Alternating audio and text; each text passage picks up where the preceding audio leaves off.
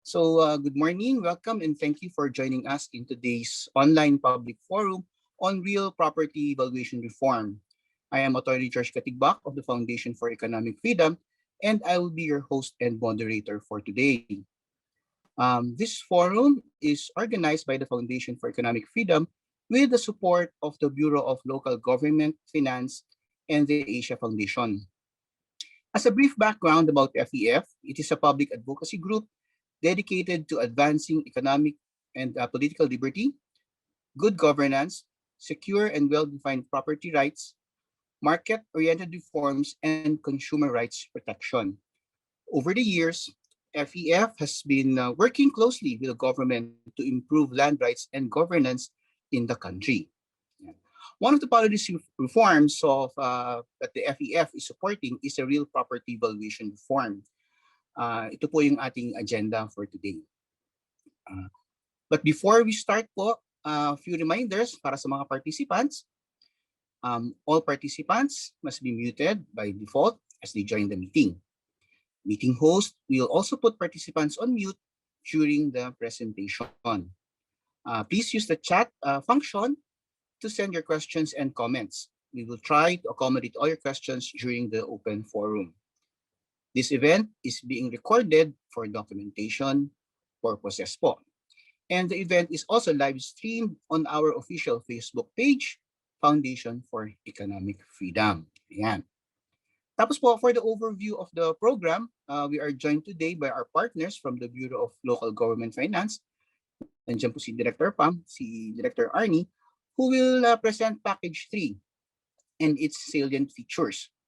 Afterwards po, we will have panel presentation from our resource speakers, yung po mga experts natin. They will be sharing with us how the proposed reforms under Package 3 will likely impact issues like right-of-way, expropriation cases, yung LGUs po, yung Special Education Fund ng LGUs, real estate development, and also how will it impact on urban planning. We have allocated 30 minutes for the open forum towards the latter part of the program. And we encourage po your participation. And for our main presentation on the Real Property Valuation Reform or Package C of the Comprehensive Tax Reform Program. Our first speaker is Director Maria Pamela Q. Quizon of the Local Fiscal Policy Service of the Bureau of Local Government Finance. It is an attached agency of the Department of Finance. She started her career in government at the National Tax Research Center of the DOF in 1996. Some of her recent engagement includes the development, design, and enhancement of the online reporting system of the DOF on local government fiscal and financial matters. Ito po yung tinatawag natin na Electronic Statement of Receipts and Expenditures, yung ESRE system. Ito po ay ang important core data capturing system ng LGU fiscal information. Ayan. She has served as a resource person in capacity building activities to BLGF's regional offices, LGUs, and other stakeholders on understanding the Bureau's policies on local taxation, revenue administration, and public financial management. She was also instrumental in reviewing and providing technical inputs in the development of various manuals issued by the BLGF. Ayan, yan po, kasama po dyan yung mga ESRE manual, Resource Mobilization Manual, yung guide po ng LG sa computerization, tsaka po yung Mass Appraisal Guidebook na talagang gamit na gamit po ng ating mga LGUs. So, the virtual floor is yours, Director Pam. Attorney George, magandang umaga po sa inyo. Magandang umaga po, ma'am. Yes, on behalf of our Principals Executive Director Nina Raymond B. Alvina and our Deputy Executive Director Jose Arnold M. Tan, we thank the Foundation for Economic Freedom for partnering with you for today's forum. Let's jump into the issue so that we can allot more time during discussions. Once again, good morning to everyone. It is my distinct privilege to present to you Package 3 of the Comprehensive Tax Reform Program that the government is pushing in the 18th Congress. We hope that it will still be passed this 18th Congress. We are from the Bureau of Local Government Finance, a bureau attached to the Department of Finance overseeing the local treasury assessments. So those concerns under the treasurers and assessors are also under the Bureau. We are in charge of supervising the local treasury and assessment operations of all provinces, cities, and municipalities in this country. At the outset, I would like to emphasize that this proposal had long been part of the priorities that we have been pursuing since 2007. And we are very excited to finally see the light, hopefully at the end of the tunnel, that probably this reform will see its enactment soon in the 18th Congress. Even the value of the reform and the dimensions, especially in good governance, particularly in good governance, good land governance, and good fiscal governance that Package 3 offers at the national as well as at the local level. So let's look at the outline of our presentation for this morning. We will try to answer questions. What is wrong with the current system? Why do we need a reform? What policy reform is needed? And then we'll proceed to the discussions of the benefits of the reform and the salient features of the reform. Yes, some of the audience that we have right now may have seen already this presentation. So please, we beg your indulgence for the others who have not yet heard us on Package 3.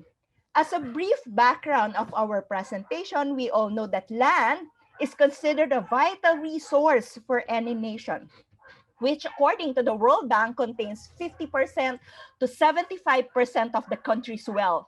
It is a major resource and potentially the biggest source of all revenues of local government. We would like to reference in the 2000 work of Peruvian economist Hernando de Soto, who wrote this book, The Mystery of Capital, that in the case of the Philippines, 60% of the country's properties is dead capital. And this amounts to about 133 billion US dollars, and that 57% of city dwellers and 67% of rural residents in the Philippines live in housing that is what we call again the dead capital. For them, each cannot be realized due to poor policies, procedures, or bureaucracy. So in the same year in 2000, the Interagency Coordinating Committee of the Philippine government already recommended key structural reforms in the sector. And let me cite the 3 points. First is to remove local government political intervention and influence in the valuation process. Second is we adopt a single valuation base for taxation purposes. And lastly, to establish a central appraisal authority. So what is wrong with the current system? And now it's flash on your screen. We have listed in here 5 problems that we are looking for answers. So what is wrong with the current system? First, there are multiple overlapping valuations in this country. The rampant disparity arises from maybe overregulation, overlapping policies and jurisdictions, resulting to weaker control and inconsistency in valuation. So from our last check, there are more than 20 national government agencies performing valuations, each using their own system and methodologies, thus resulting in a wide disparity in values. We often say this, there are as many values as there are valuers. So even your neighbor can also have an opinion on your property. Second is that property valuations used for governmental purposes, especially for taxation, are severely outdated, or we must say generally and severely outdated, and we must say LGUs normally commingled valuation with that of taxation, and which taxation one being technical and the other being political. Third, this outdated valuation result in costs and foregone revenues due to overvaluation. We often say this overvaluation when government pays and undervaluation when government collects taxes. Fourth, there is no single agency responsible for monitoring the valuations and revaluation or in compliance with the internationally accepted standards. And fifth, as we can compare with our neighboring countries, we do not have a comprehensive real property electronic database to capture transactions and support regular property valuation. There is no system yet with the BIR. There is no system for the LGUs. There is no system for the LRA. So we don't have an integrated database.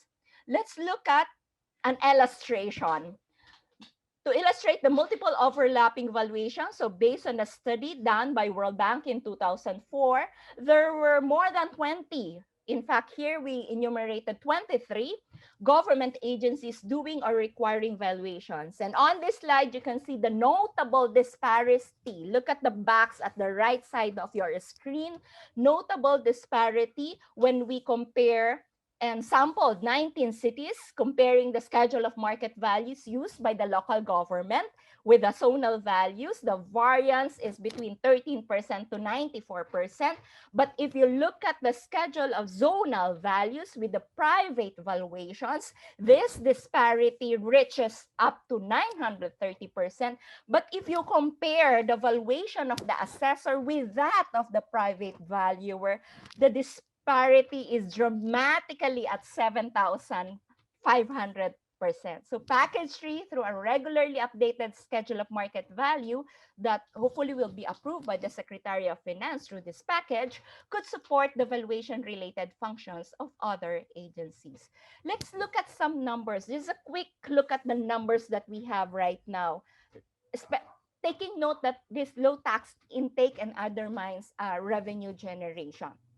So the opportunities that we were not able to capture are expansion in renting and business activities, even the gross value added in the sector of real estate renting and business activities were not being captured. And look at the real property collection efficiency. If we consolidate all the collection efficiency in the country, it only amounts to 71%. Cities with 73% and provinces a little lower at 68%. What does it mean? So every year we're not capturing around 30% of what should be collected from real property tax. On the next slide, you will see the performance of the LGUs. So some of you were not familiar with the performance of LGUs. Let's look at the pie at the next slide. If we take a closer look at the performance of provinces, cities, and municipalities, just look at the blue part of the pie. You will note that provinces and municipalities almost mirror each other when it comes to their main fiscal revenues or source. That means they're getting their funding source from the internal revenue allotment. And this is a different story when you look at the cities. So in the cities, you will see that the dependency is much, much lower, only around 39% or 40% on the average. But if you total all local government units, our dependency still reaches around 58%. More graphics, more graph that we would like to present. Let's look at the next slide. The average RPT to GDP in the Philippines for the last 5 years is around 0.4%, and performance was good during the first decade. You'll see the line going up. So the demarcation before and after is the red vertical line. So this is the before performance and the after performance. You will see it's good, performing very well in the first decade of the local government code. Everyone was complying, but we have been seeing a decline beginning 2004 and 2005 when local government starts neglecting the regular revaluation. Let's again look and crunch again some numbers. When it comes to real property market, you'll be seeing in here growing by 7.5% annually from 2012 to 2018. However, the average RPT to GDP is again, as mentioned, 0.4%. LGUs have not captured the increases in the fast-growing real property market. How about our neighboring countries? And that will be on the next slide. Let's look at the other countries. If we compare it with other countries, the average RPT to GDP ratio of the Philippines much, much lower. than our neighbors. Let's look at Japan with 2.1%, Korea with 0.7%, and Malaysia with 0.5%. Another performance area that we would like to dissect is the performance of real property tax vis-a-vis that of the business tax. So again, the red vertical lines tells us a story before and after the implementation of the local government code. So before local government, real property tax is really what we call the lifeblood of the local government units. But when LGC or the local government code was implemented in 1991, we are now seeing a reversal of the trend, shifting trend from the main contributor, which is real property tax. Now it's business taxes. So one of the possible reason for the decline could be an ineffective policy implementation and tax administration at the local level, low tax rates, broad exemptions being given, infrequent adjustments, and undervaluation are just among the issues that hopefully package 3 will be able to address. So the picture in here on the next deck of our slide uh, is giving you information on how outdated are our government valuation. We also have a colleague from the BIR who can also give more information on the zonal values later on. So as of 2020, we noted that only 45% of LGUs have updated schedule of market values. In the case of BIR, which collects the national land-related taxes, is 60% of their revenue districts with updated zonal values for the last 3 years. So 72 out of the 120 are updated, and this is despite the fact that our local governments are mandated by law to conduct the updating of values and the revision once every 3 years. It's under the local government code. In the case of BIR, under the train law now, they now require revaluation of zonal values every 3 years. Then this is a chart, a table of the different tax type, possible tax bases for a single valuation or single transaction. You will note in here that if the three first tax type are being collected by the Bureau of Internal Revenue, capital gains tax, the tax base is whichever is higher among these tax bases, documentary stamp tax, estate and donors tax, and lastly, the real property tax, which its tax base is based on the assessed value. The next slide is a favorite of our secretary. It tells us a story of the huge disparities of valuation in urban areas, and we pick up three.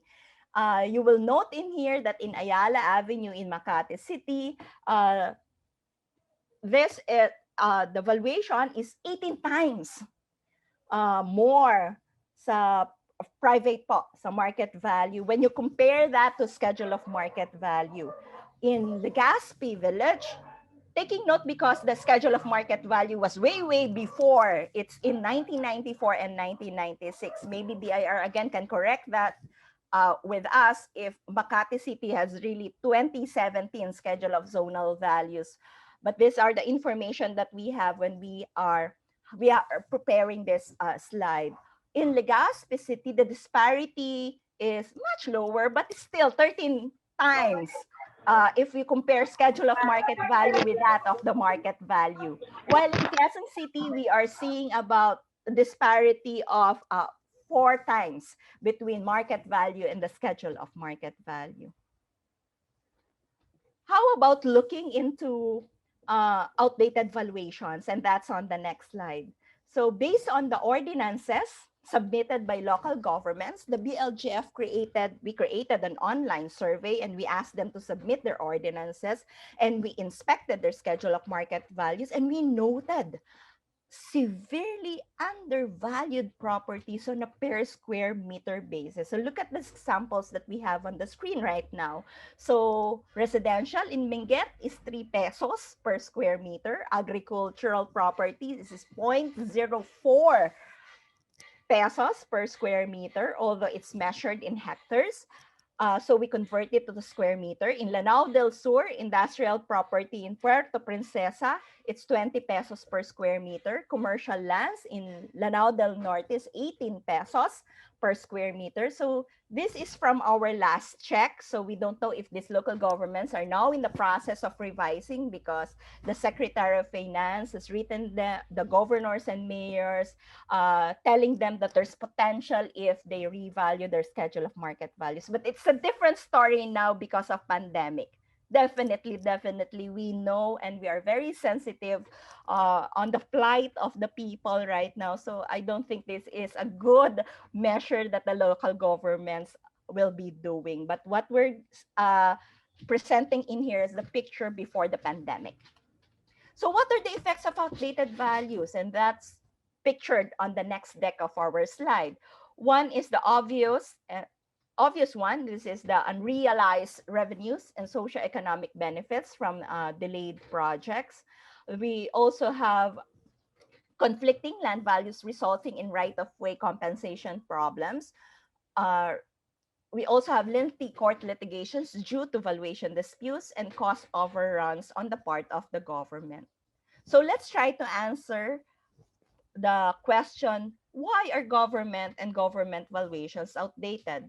So one is there's no sanction for non-compliance in the case of the LGUs, as well as in the case of the BIR. Second, LGUs failed to update and revise their schedule of market value because it's unpopular. There's a fear of political backlash. And there's also a problem. Some of the LGs are telling us that they don't have technical capacity to undergo valuation, the revising, and the cost of revaluation or the budget is also a problem. There is an absence of effective national network of data exchange that could be used during revaluation process. So what policy reforms are needed? Because we already outlined earlier on the problems. So first is let's adopt an internationally accepted standard. Let's rationalize the process. Second, establish a single valuation base for taxation. So the same basis for BIR for local government is just a single basis for taxation purposes, not a single amount, but a single basis, and use it as a benchmark for other government purposes, whether it's for socialized housing, lease, just compensation, right-of-way reference, among others. The third one is let's insulate valuation from politics. So LGUs will continue to regulate. We're not taking away that function of the local chief executives and the local sanggunian. Regulate the tax rates and assessment level. Sabi nila, baka ano na lang yan, ceremonial na lang, or they will just do assessment level, they will just use the previous one. No, because if there will be an increase in the schedule of market values, that means they need to cushion the impact of the tax burden of the people through adjusting the tax rates and the assessment level. Fourth is we support the LGUs on this reform in fulfilling their function while improving the oversight function of the national government, improving their capacity, and hopefully the potential from property taxation. The last one is we hope to establish a comprehensive database, and lastly, consider other tax-related reforms. So let's have a diagram on what is a DOF is really pushing through. What is this separation between technical function and political function? We all know that technical function, valuation, updating of the schedule of market value must be done by licensed appraisers and valuers. So this technical function will be given to experts, and there's misconception that there an increase in real property tax is strictly value driven. There's also a misconception that the increase in the SMV automatically leads to a proportionate increase in the RPT. That's where taxpayers and local sanggunian and the local chief executives are wrong, because they can do a political function. So their political function now is to calibrate the assessment level please remember what is indicated in the local government code is the ceiling. We don't have any floor. So they can go down a single digit when it comes to assessment level. They can also calibrate their tax rate, and also the LGs will have to think, how much do I really need to give the proper service and the correct service to our people? So they have to be also uh, they need to ensure the budget that they need for the year. So what's the benefits of the reform? So the increase in SMVs is not necessarily proportionate to the increase in property tax unless the local elected officials will do nothing. They will not do their political function. So what are the expected benefits of the reform? Let's look at the 8 areas flash on your screen right now. We will have a single valuation base. Easier, wala na po si zonal. Isa na lang po yung gagamitin natin, uniform standards. We are now following the international valuation standards, uh, which the Bureau of Local Government Finance is an institutional member of the International Valuation Standards Council, and we are adopting the 27th edition. We now have a newer edition right now. We will also have a comprehensive database.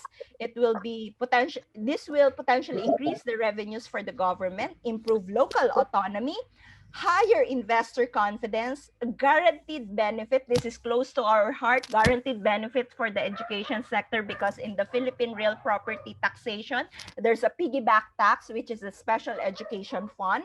And we will explain this briefly in different aspects.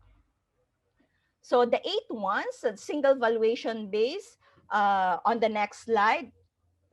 So when a single valuation base, the tax side is predictable. We know that will be likely both at the national and local level because of the frequency of revision is now predictable. The uniform standards, we have mentioned this earlier. Uniform standards and efficient process, that will be on the next slide, will harmonize valuations using the internationally accepted standards, maintain integrity in real property appraisal in accordance with these acceptable standards, and ensure transparency, which is available in the whole process. We will have reliable basis for the valuation work with a comprehensive database in this package also. We are linking sectors, different players, so we can come up with a reliable database, and that's on the next slide. That will be maintained by the Department of Finance through the Bureau of Local Government Finance. Local autonomy. Now there's this issue on local autonomy. They are telling us that by taking away this function, it will undermine local autonomy. We have done rounds of consultations with the different leagues, with the different elected officials, and they fully support this reform because the heart of local autonomy, we want to underscore financial autonomy. So how can you have administrative autonomy or service delivery autonomy when you are dependent on someone else's revenue or the transfers in particular? So we want to enhance self-sufficiency, financial self-sufficiency of local governments, and make them realize genuine and meaningful local autonomy because they have the financial or the verticals to begin with. Confidence in real estate market, the next benefit area. We hope that this will inspire investor and public confidence because the valuation is done professionally in accordance with the standard, with more transparency and accountability, and we hope that this will stimulate economic activities. Another benefit is reduced government costs.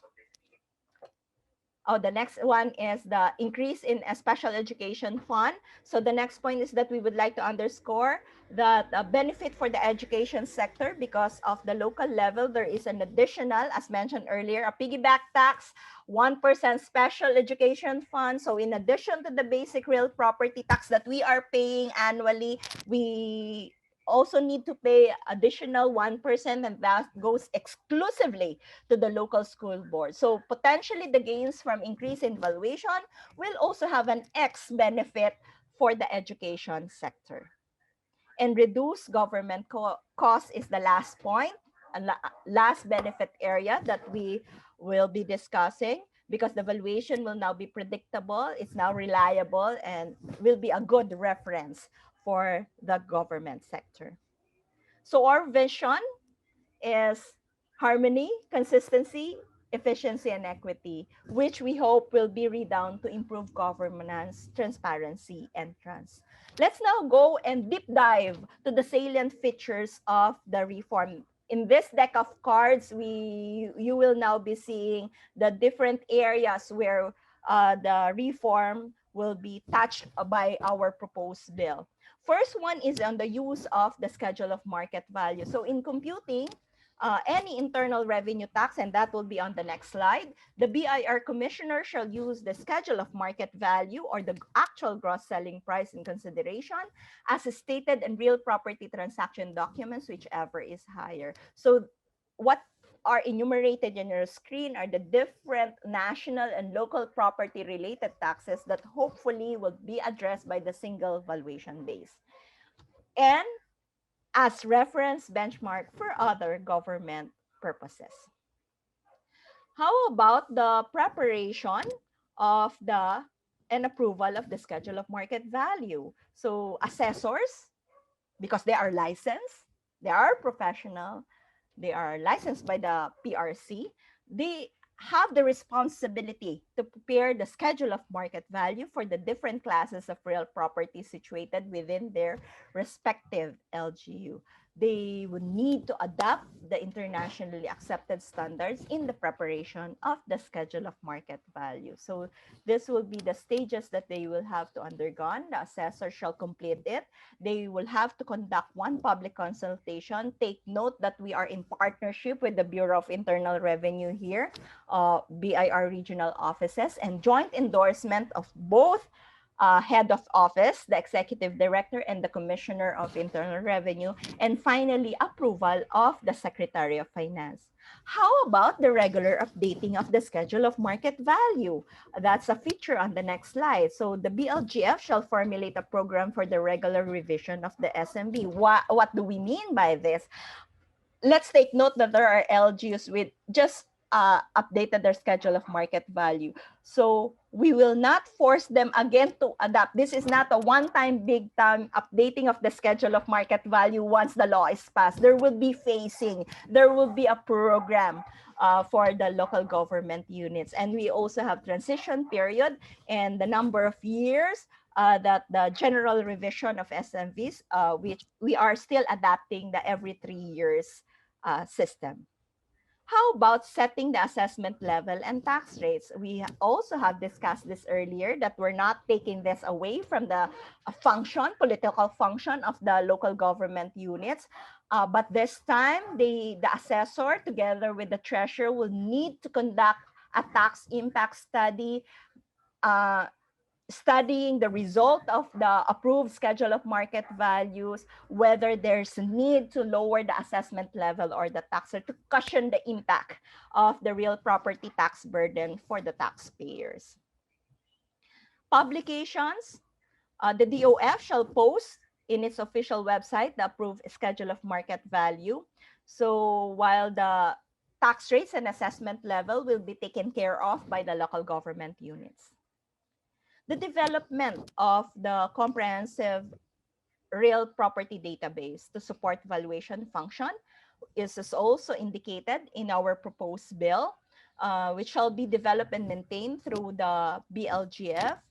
The BLGF is also given the authority to require mandatory submission of necessary documents from concerned officials. So we will act as a repository of all these data sets so that it can be useful and assisting the local government units in revising or updating their schedule of market value. Take note that the ICT is mentioned in here. We are in partnership with them once this law is passed, making them ensure that we have the appropriate equipment and connectivity. That's very important right now, making sure that we have communications technology platform, the training and capability building when it comes to information technology will also be handled by the DICT. How about the budget? Earlier on, we cited that one of the reasons why the local government units cannot regularly conduct their updating of schedule of market value is because they lack funds. So this time there would be an earmark fund set aside to ensure that the updating of the schedule of market values will be done regularly every 3 years. Appointments of the assessors is still with the local chief executive. The appointee shall be chosen from the list of 3 ranking eligible candidates. So the technical supervision will still be under the BLGF, primarily through compliance reporting and capacity building programs, through education and training. And what is important is the number of years in the field. So these are indicated as qualifications also in the proposed bill. Establishment of the Real Property Valuation Service. The earlier version of our proposed bill is to come up with another office. But this time, what we are proposing is to strengthen the Bureau of Local Government Finance, set up one service, establish the Real Property Valuation Service within the BLGF, making sure that we have counterpart personnel in the BLGF regional offices. Creation of a central and regional consultative committee. How about the other stakeholders? What will be our role? There will be committees at the central level and at the regional level, making sure that we hear other stakeholders on the matter of discussion on real property market, the concerns of the taxpayers, the civil society, and other stakeholders. So there will be membership on this committee. Taxpayers remedy. So this one, we are reiterating the provision of Section 226 under the Local Government Code, but this time we are ensuring that the local board of assessment appeals, where taxpayers can run through when they want to appeal on their assessment, are active at the local level. Sunset clause. So notwithstanding the provisions of the existing laws to the contrary, so failure to use the schedule of market value and conduct general revision of assessment and property classification shall render an LGU ineligible for any conditional or performance-based grants and to contract any form of indebtedness or credit financing from the national government. How about penal provision? So we earlier cited that no, there's no sanction. Why will they comply? So in this proposed bill, we are now ensuring that every step of the way, failure to comply with the submission of documents, failure to comply with the valuation standards, failure to prepare the schedule of market values, even us government agents delaying the review, approval, and implementation of the schedule of market values and general revision will have a corresponding penalty under the proposed bill. So ladies and gentlemen, these are the proposal of package 3, and we will be opening our floor later on together with the Deputy Executive Director, Jose Arnold M. Tan, for questions and clarifications. Magandang umaga po sa inyong lahat. Yan. Thank you very much, Director Pam. Nakaka-excite naman ang mga reforms kapag narinig natin si Director Pam magsalita. Thank you very much. It was very clear and very comprehensive. Ayan. For our participants who have questions for Director Pam, we will have them during the open forum. And please use the chat function dito po sa Zoom. Nandyan sa isa sa mga buttons dyan sa ibabaw ng inyong screen. Okay. Now, moving on to doon po tayo sa ating panel speakers. Our first panelist is Yusek Timothy John R. Batan. He has been working in the Transportation Department for more than 5 years. First as a Senior Project Development Officer for DOTR Planning, Project Development, and Private-Public Partnership Unit. In 2015, yan. He worked on several maritime, airport development, port modernization, and varying mass transit projects until he was eventually appointed as an Assistant Secretary for Railways in June 2017, and again as the Undersecretary for Railways in February 2018. Before joining the OTR, he practiced as a senior associate for Romulo Mabanta Benaventura, Sayok, and De Los Angeles law firm for more than 5 years. Yan. He's currently leading the DOTR railway sector in fulfilling the Build's promise of a comfortable life, more comfortable commuting, mass transportation experience for all Filipinos. Ladies and gentlemen, please welcome Yusek TJ Batan of the DOTR. Yes, thank you very much, Attorney George, Director Pam. Good morning to everyone who are in this forum this morning. May I share my screen, please, Attorney George? Yes. Yes, sir, you can share. There. Okay. Can you see my screen now? Yes po. Okay. Okay. So for this morning, I would like to request for the indulgence of everyone to share our inputs on the ongoing reform initiative of the DOF, particularly on real property valuation tax reform in relation to how this affects our operations in the Department of Transportation, particularly in the railway sector. Package 3, Real Property Valuation Reform, has these 6 benefits indicated as we have seen in the DOF's website.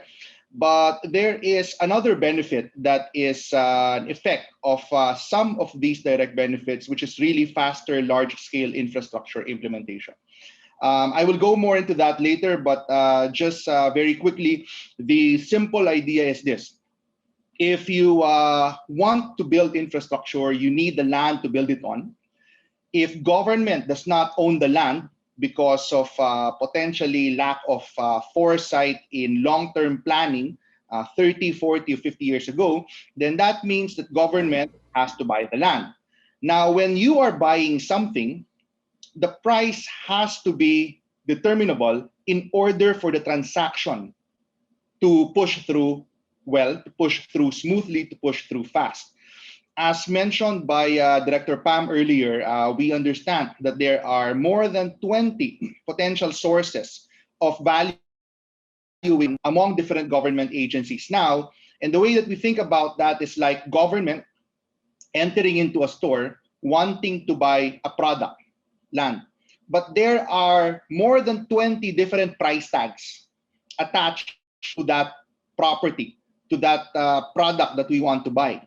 So what happens? You are usually engaged in long negotiations. You might have to go into expropriation that delays the implementation of an infrastructure project. Now, the Right of Way Act of 2016 is a very big step forward in terms of assisting us execute this land acquisition process, because before 2016, national government was only allowed to offer the zonal value of property by way of voluntary or negotiated sale.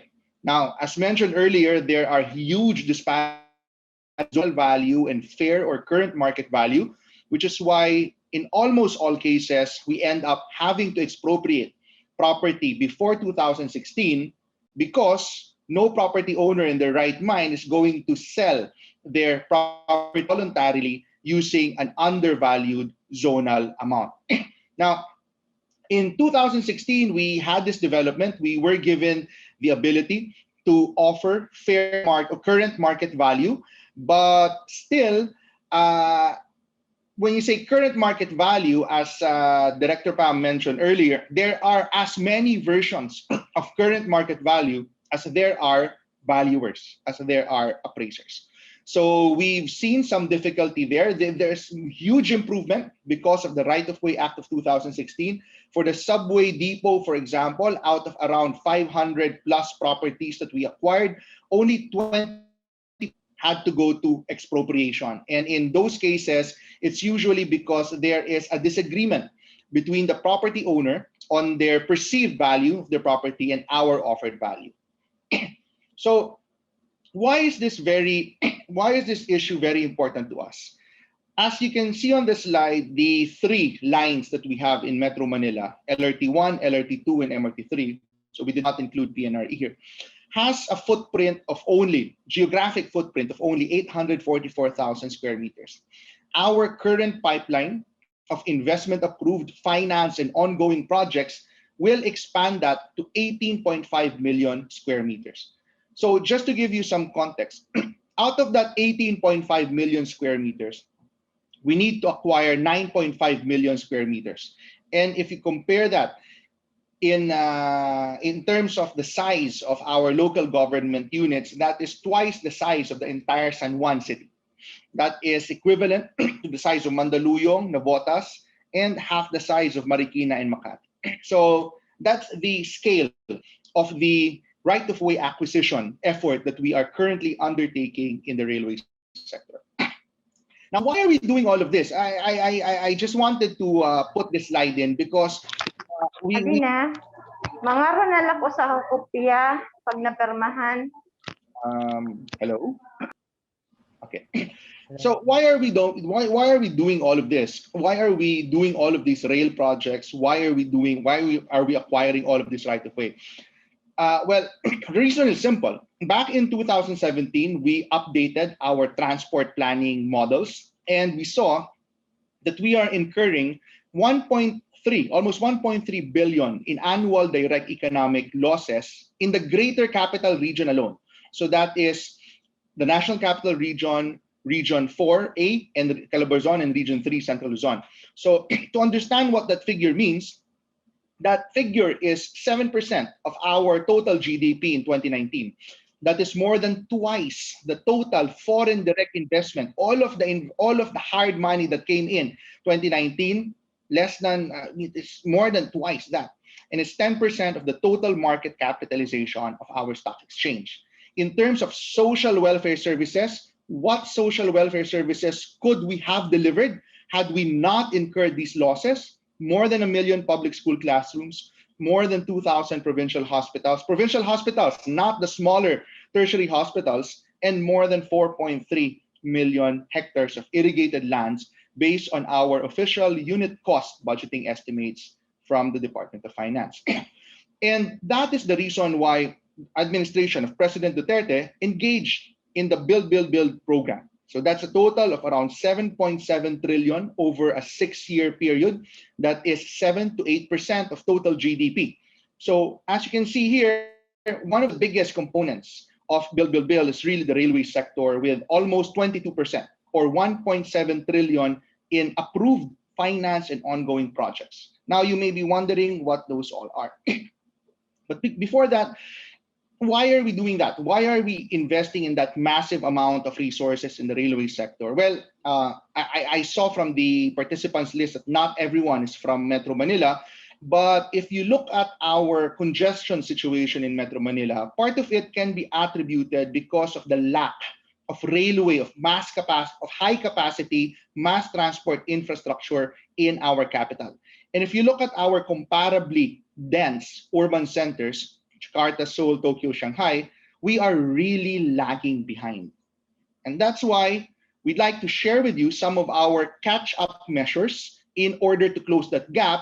And later on at the end, I will share some additional inputs on just how important this real property valuation reform is in order for us to implement this catch-up. Now, what are we building? So in the last 4 or 5 years, we have been engaging in rapid project development, and we have been able to obtain investment approval. So that means approval by the NEDA board, chaired by the president, no less, for all of these investments all throughout the country. So for the first time, we are not focusing our rail investments only in Metro Manila. We are spreading our rail investments throughout the regions, as far north in Central Luzon, as far south in Region 11 in Davao. Now, just to give some numbers, in 2016, we started with only 77 kilometers of operational railways in total throughout the country. Right now, we already have 1,209 kilometers of investment approved, finance with contracts awarded, ongoing construction, manufacturing, partially operational, fully operational projects by the end of 2022. Now, in terms of stations, that will almost triple our asset base in terms of stations from 61 to 168, and our number of trains or rolling stock from 224 to 1,381. But of course, approval for a project is nothing if you don't have financing. So just to share with you how we are paying for all of this, and that includes how we are paying for all of the properties that we need to buy for all of these projects. Back in 2016, we only had a pipeline worth 520 billion US dollars, out of which the biggest component are public-private partnerships at 71% of the pipeline, or 375 billion pesos. Now, out of that 375 billion in 2016, unfortunately, we were only able to award or sign contracts for a third, or around 107 billion pesos. Fast forward to 2020, we ended fiscal year 2020 with 1.7 trillion pesos of finance projects, 48% of which is being financed by the Japan International Cooperation Agency, 27% by the Asian Development Bank, 18% by our Chinese counterparts, 6% by public-private partnerships, and the remainder with our internally generated funds. Now, why are we doing all of this? Why do we have this funding mix, as you can see on the upper left? It's because, well, number one, in the upper right, we have the balance sheet. Government has been prudent and has been able to develop borrowing capacity for us to respond to the needs of our people. Essentially, at the bottom of this slide, you see, first, we need mass public transport, obviously, as mentioned earlier. And rail is the most efficient form, highest capacity form of road-based public transport, of land-based public transport. We don't have, number two, we don't have sufficient internally generated funds. In 2021, our total budget is 4.5 trillion pesos. Our pipeline is 1.7 trillion pesos. We cannot divert that much funds from the near-term funding resources of government, and that's why we do this funding mix. We still have access to cheap financing. Not a lot of people, well, very few people are aware that your access to cheap financing depends on your current income classification as a country.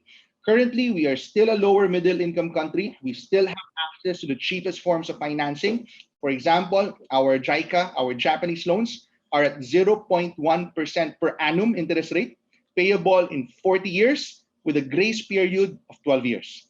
That means that the project is completed already within the 12 years, and we wouldn't have started paying for the principal yet. And of course, we partner with development lenders that have the real technology that we need. I will skip these slides.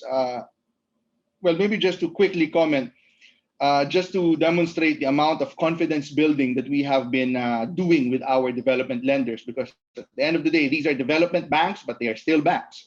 The Asian Development Bank, one of our projects, the North-South Commuter Railway, is not only at 777 billion pesos. The North-South Commuter Railway at 777 billion pesos total project cost is not only the single largest project of the Philippine government in history, it is also the single largest project of the Asian Development Bank in its history, with more than 7 billion US dollars committed to the project. Before this, the single largest project loan of the ADB was 1.4 billion US dollars to a Bangladesh railway project.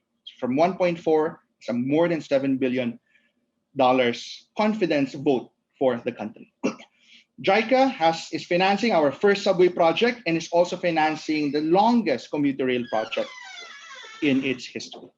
This is our indicative programmed CapEx spend for the next 5 years. I will skip that. Now, we have approved projects, we have drawings, we have the money for it, but if you do not have contractors for it, it will not get built. So just to share with you, back in 2016, we started with 8 contracts. You see 9 on the screen because we were able to award 1 in December of 2016. We ended 2020 with 32 awarded contracts with an average amount per contract of 17.7 billion pesos. We are on track to awarding 66 contracts in total by 2022 with a contract value average per contract of 23.99 billion pesos. This is what I refer to as our contractors dashboard. So as of July 2016, the only contracts that we had for the railway sector are the 8 cells colored green on the screen. The orange cells are those with investment approval, but not a single contract awarded. And the red cells are all of the contracts that were not even investment approved by them. This is it right now. So again, 32 contracts awarded as of end of last year, 15 more ongoing procurement as of now, and the others will be launching or will be starting procurement within the next few months. So this is the extent of global attention that we have been generating for the railway sector. So from a very small number of international rail players in July 2016, these are all of our participants as of end of last year. So just a quick photo collage of all of the projects. I will not go into that. And just to summarize that introduction to why we need this reform. 2016, small asset base. We have developed an investment program amounting to 1.7 trillion pesos in the last 4 years. And that will bring us to this asset base by 2022. That is not completed, okay? That is not completed, but at least it's investment approved, finance, contracts awarded, ongoing construction, and some of them will even be partially operational. Why are we investing so much? Commuter first that means each train set will have 8 cars. If you've seen LRT1, MRT3, or LRT2, the most that we have now are 4 cars. So this is the amount, or this is the number of cars that it can potentially displace with every train set. And we have 56 train sets just for the system arriving every 5 to 10 minutes. So that gives you an idea on how much effect these investments could have in congesting our roads. Now, I go back, just a quick comment on this. That pipeline is big, but really, in order to catch up, we need 4 to 5 more times of similarly sized pipelines, meaning we also need to acquire a lot more properties in the next 2 decades just to catch up to our comparable urban centers in terms of rail assets. Now, this last part, go back again to why to connect to the real property tax valuation reform program of the DOF. We cannot build all of this. We have investment approval, we have money, we have contractors, but at the end of the day, we cannot build it without land, without right of way. So you've seen this earlier. We've seen this earlier as well. But just some of our challenges in right of way acquisition, which we think will be addressed by this reform program by the DOF. First, we have seen variances in the appraisal values of our government financial institutions or our independent property appraisers vis-a-vis the perceived or even the appraised valuation by our property owners. So there would be a difference. There would also be cases where there are difference between our valuation by our GFIs and IPAs vis-a-vis the published BIR, a subsequently published BIR zonal valuation. So usually that happens when there is a delay in the release or the processing of BIR zonal value. Our appraiser would use the latest BIR zonal value, but a few months later, we see a new zonal value. So it causes some delay because that is used by affected property owners as a basis to oppose or to contest our offer. So again, I go back to that imagery that I used earlier. Government, DOTR goes into a store. We want to buy a product from the store, but there are 23 price tags attached to the product. There's several price tags. So it prolongs the negotiation. And if we cannot convince the property owner on the valuation that we have, then we have no choice but to go to expropriation. Again, we've seen improvements here. This is an example. For the subway project, we have around 687 properties needed to be acquired. 109 or around 20% had to be expropriated. But what we tell our property owners who are not accepting our offer is that expropriation is not intended to be an adversarial process, because that's usually the thinking. Expropriation being in court is adversarial. In our view, in our way of seeing this, is expropriation is merely a step in the valuation exercise. So we tell the affected property owners that we have our valuation by land bank or by DBP. Our hands are tied. Our hands are tied. We can only offer this for purposes of voluntary acquisition. But if they disagree with land bank or DBP, again, it's not our valuation, it's land bank or DBP. If they disagree with that, then there is an available remedy for them to try and convince the court on their perceived valuation. But of course, we highlight, as most of you would probably know, that if we go to expropriation, capital gains tax, okay, voluntary sale, capital gains tax is paid for by government. But if we go to expropriation, capital gains tax is paid for by the property owner. So we tell our affected property owners that if the difference in valuation between our offer and the court determined, the Board of Commissioners, the court determined the fair market value, if that difference in value is less than 6%, lugi pa sila. Now, in terms of effect on project implementation, I would like to use two examples of how right-of-way acquisition, among other issues, but right-of-way acquisition is a big part of it, delays project implementation. So first, LRT1 Cavite Extension. First approved by the ICC, by the Investment Coordination Committee, Cabinet, ICC CABCOM, in August of 2000. Right-of-way acquisition started in 2007 because budget for right-of-way acquisition was first given by Congress in 2007. We only commenced works in May of 2019, and a big reason for that is right-of-way acquisition, delay in right-of-way delivery. Similarly, MRT7, 15 years, August 2001 was when the unsolicited proposal was submitted. August 2008, concession agreement was signed, approved by the board in July of 2009. We only commenced works in August of 2016. Now, what happens? This is what happens. Just for those two projects alone, okay, we're not even looking at our other projects that have been delayed for decades.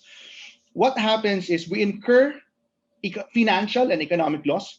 So based on a study by the DOF Surge, the estimated financial loss due to valuation-related issues in these two railway projects adds up to 7 billion pesos over the last 20 years. So that consists of estimated financial costs linked to valuation issues, including increase in the price of construction materials, additional payment due to, again, property value goes up as you go along, and of course, contingent liabilities due to delay in right-of-way delivery. Now, when we commit to our contractor, to our concessionaire, that we will deliver land by a certain time in our contract, and we don't deliver land as scheduled, we are exposed to financial penalties. In terms of economic losses, 31 billion pesos in economic losses over the last 2 decades. This, when we make an investment in a railway project, in any infrastructure project, we have a measure of its economic benefit. So generally, that takes 2 forms.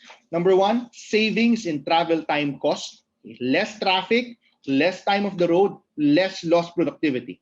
So we measure that. We know how much travel time savings is generated by an investment. And number 2 is savings in vehicle operating costs. The longer a car, a bus, a jeep is on the road, the more it incurs in terms of fuel expenses, oil, maintenance, depreciation, and we also measure that, and that is how we come up with this measure of economic loss. So because of the delays in the implementation, again, of just these 2 projects alone, the DOF Surge has estimated economic losses to amount to 31 billion pesos. Now, in my last 3 slides, just to summarize, some of the benefits of the Real Property Valuation Reform Program of the DOF in our sector is, number one, we hope that we will be able to prepare more attractive offers to buy, because expropriation takes time. I mean, voluntary offer, that's step one valuation. If they don't accept it, we have to go to that next level of valuation, which is in court, which really takes time. So this, we hope, will be able to provide more reliable and equitable compensation for our project affected persons, because in our experience, again, do not treat the acquisition process as a legal process. That's why most of our right-of-way acquisition team members are not lawyers. Most of our right-of-way acquisition team is made up of social workers, because the objective is to explain to the affected property owners that, again, unfortunately, due to planning, or rather lack of planning foresight, decades ago, we were unable to reserve for government all of these necessary properties. And now we need it. Everyone knows that we need it, and we need their cooperation. And we are being fair in our offer to them. In our experience, if you approach it that way, they will cooperate, they will voluntarily sell. Now, of course, if they voluntarily sell, it will lead to faster right-of-way and site acquisition, faster project implementation and completion. And the sooner that we finish our projects, the sooner that everyone feels the benefit, feels the additional convenience brought about by that project. So those financial and economic losses will be largely reduced, if not eliminated entirely, if this real property valuation reform is able to achieve the objectives that it has. Higher revenue for local governments and government. So this is on the side. I think this was mentioned by Director Pam earlier. And of course, greater public trust and confidence in government. So we always tell our affected property owners about the 2016 Right-of-Way Act, because there is general mistrust among property owners when it comes to right-of-way acquisition by government, because in the past, they would only be offered zonal value. So they feel like they are being cheated by government in that sense. So we explained that to them. And again, in the subway experience, 80% voluntary sales, only 20% expropriation is a good thing. Maybe with the real property valuation reform, we improve that even more. Now, I think this is my last slide. Just as a final note, there was a study undertaken by the Asian Development Bank looking at the effect of the MRT3 project in terms of property valuation within and outside a certain catchment area from its 13 stations. I'll explain this simply. So essentially what the ADB did was they drew circles around the 13 stations, 1 kilometer circles and 3 kilometer circles. Within the 1 kilometer circle, they looked at the valuation using zonal value data from 1986 to 2005 or 10, if I remember correctly, the data set. They also looked at valuation data outside the 3 kilometer circle. So essentially, what they did was to look at the degree by which the MRT3 project affected the valuation, the value uplift for the more immediate areas to all of our stations. And this is the data that we saw. So just to summarize this, essentially MRT3 resulted in 180 billion pesos of additional land value uplift compared to those land or properties beyond its 3 kilometer radius. So to a certain extent, 180 billion pesos of additional value can be attributed to MRT3. Now, why do we point this out? We point this out because MRT3 cost 35 billion pesos only. And yet, we had to guarantee 15% return post-tax equity return in order for a private entity to shell out the 35 billion pesos. Point is, had we known how to utilize this land value back then, we could have put in a mechanism for us to capture at least part of that 180 billion peso uplift and use it to self-finance the project. And one of the things that will enable us to do that is exactly this program. If we have better visibility, if we have better predictability on real valuation, which is what this reform program is seeking to achieve, then we will be able to unlock this public wealth. As Director Pam was saying, the measure of public wealth of the country is largely in its land assets. And if we can unlock that, then remember this slide? Then the 4 to 5 more times of projects, of pipelines that we need to build can find its financing from internally generated land value creation. So again, I'd like to end with this slide because at the end of the day, this is what it redounds to. This is what we lost in terms of economic figures. This is what we lost in terms of social welfare services. Just imagine how many vaccines. Well, just imagine we could have finished our vaccination program had we not been losing this amount of money in the last decades. So with that, I end the presentation, Attorney George, and thank you and good morning again to all the participants. Ayan, maraming salamat, Yusek TJ. Thank you at binigyan mo kami ng time kahit alam namin na you are very busy. If you have questions for Yusek TJ Batan, please use the chat function. I hope that the Yusek can still join us for the open forum part of this activity. Ano? Reminder, kindly check if your microphones are on mute. And also, could you kindly put your real names dun sa inyong names sa Zoom for our attendance. Yan. Para makita namin kung sino talaga ang behind dun sa mga pictures. Ayan. And moving on, time check, 11:17. Our next speaker is we'll be talking about the impact of Real Property Valuation Reform Bill on local government units. Joining us today is Executive Director Bernardino Sayo of the Union of Local Authorities of the Philippines, or ULAP. It is a strategic policy and program advocacy arm and focal representative of the entire gamut of Philippine local government at national and international fora. Mr. Sayo is a recognized expert on public policy development, risk analysis and development, strategic advocacy, and grassroots development, as well as on the dynamics of legislation and executive legislative relations in the Philippine contemporary context. He is an institutional memory on contemporary executive legislative relations, having served as the President's point person in Congress with the rank of Undersecretary under 6 post-EDSA presidents. Ayan. Previously, he formed part of the transition team that set up the system of procedures upon the restoration of it in 1986 and served concurrently as the committee secretary for 3 legislative committees. He wrote the first Philippine reference manual on legislative lobbying. Marami po akong natutunan dito kay Yusek Bernie sa paglalabi.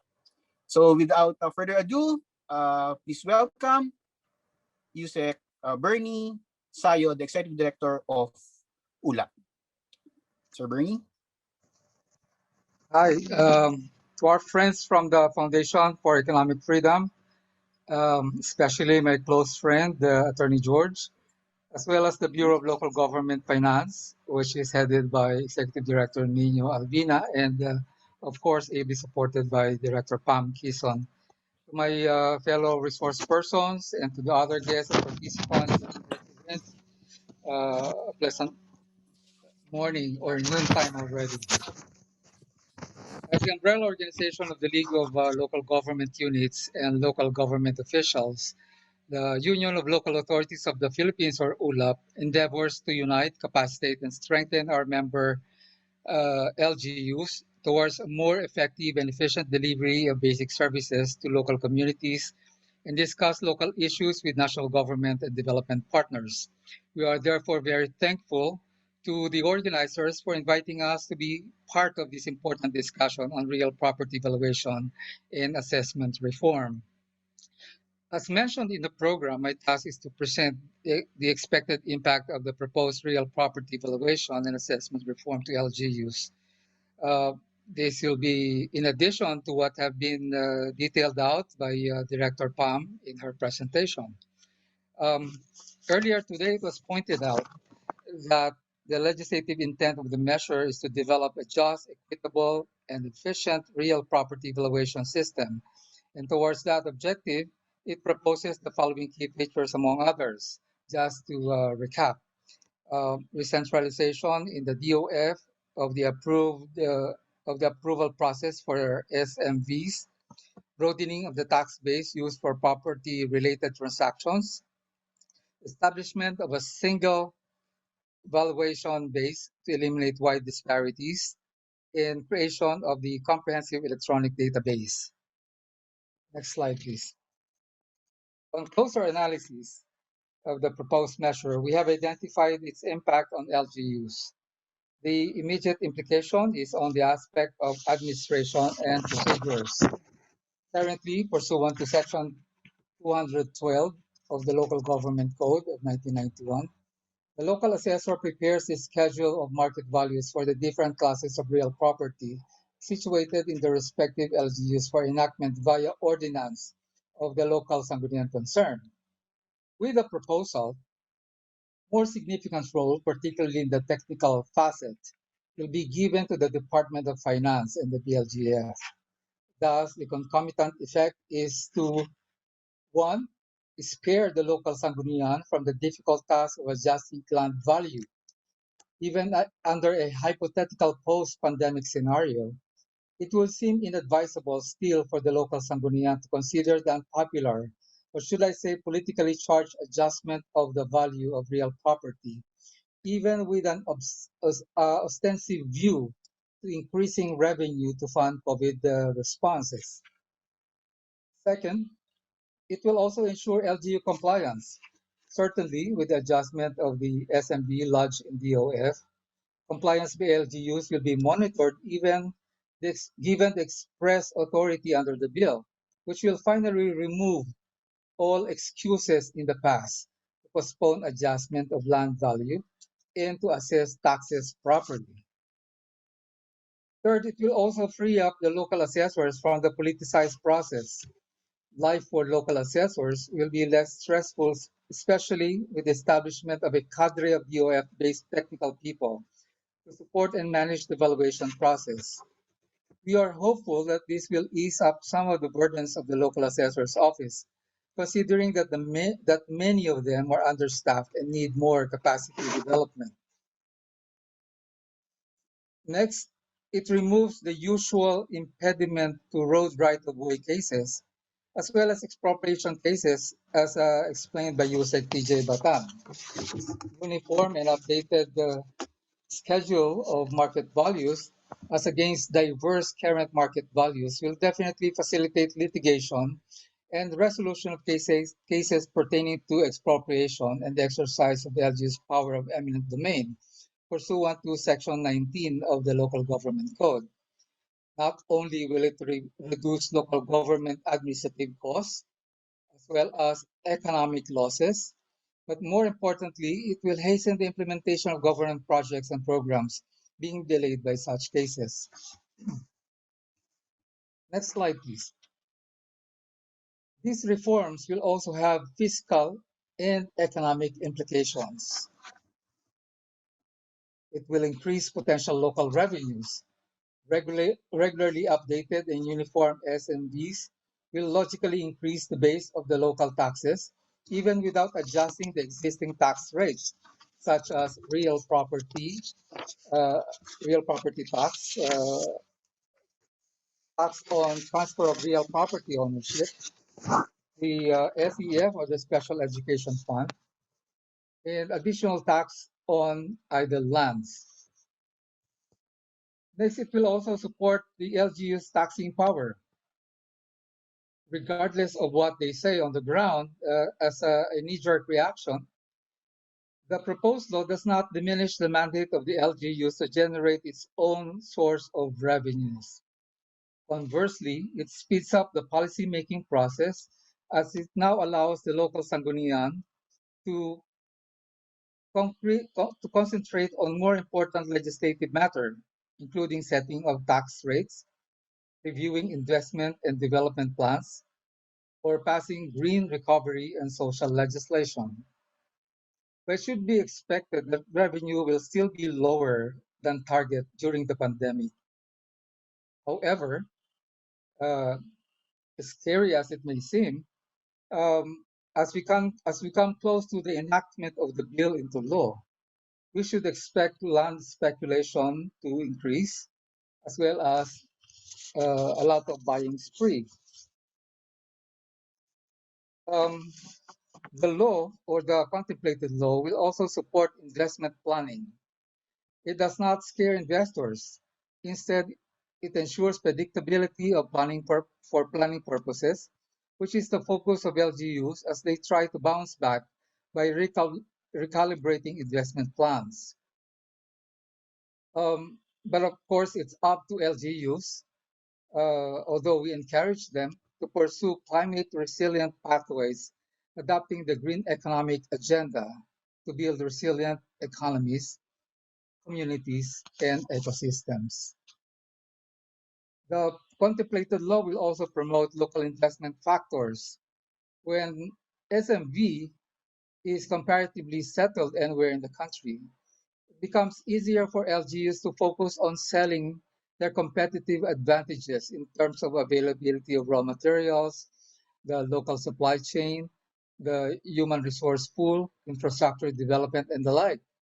It, this will certainly open up the countryside in competition with the established mega cities or the regular location destination for investment, foreign investments in particular. Um, it will also promote the capacitation of LGUs for technical innovation. The contemplated establishment of a comprehensive database to support valuation function will allow the conduct of more in-depth studies and research on valuation trends, impact analysis, and land use development, which will revolutionize our information data management system as further support for planning and development. And in particular, of course, we talk about land use planning. In summary, the proposed reforms will have both administrative and procedural, as well as fiscal and economic implications, and they are all positive to start with. A wider base for local taxes will augur well towards enhanced local autonomy, particularly in terms of capacity to mobilize additional resources to support the delivery of social services and local development projects, as well as to engender increased confidence from the private sector, since the valuation process will then be insulated from political discretion. The proposed reform through legislative fiat. Last slide, please. The proposed reform through legislative fiat is a move along economic recovery pathway amid the pandemic that may prove to be sustainable, inclusive, and resilient. And that ends my presentation. Maraming salamat po. Ayan, maraming salamat, Sir Bernie. And hope to see you or hope you're joining us sa open forum po mamaya. Ayan. Again, thank you, Sir Bernie. And now, closely related to local government units revenue collection is a special education fund. To talk about how this will be affected by Package 3, we have our next speaker, Ms. Jessica Reyes Cantos, or Ma'am Jack. He is the co-convener of Social Watch Philippines and president of the Action for Economic Reforms. She carved a space in Social Watch Philippines when the People's Public Finance Institute was established. This program pushes for informed and participatory mechanisms in local public finance processes by building capacities of various local stakeholders. On the other hand, she has an advisory role in Action for Economic Reform's Food and Agriculture Policy Program, while being uh, the partnerships lead in AER's Data-Driven Development or 3D project.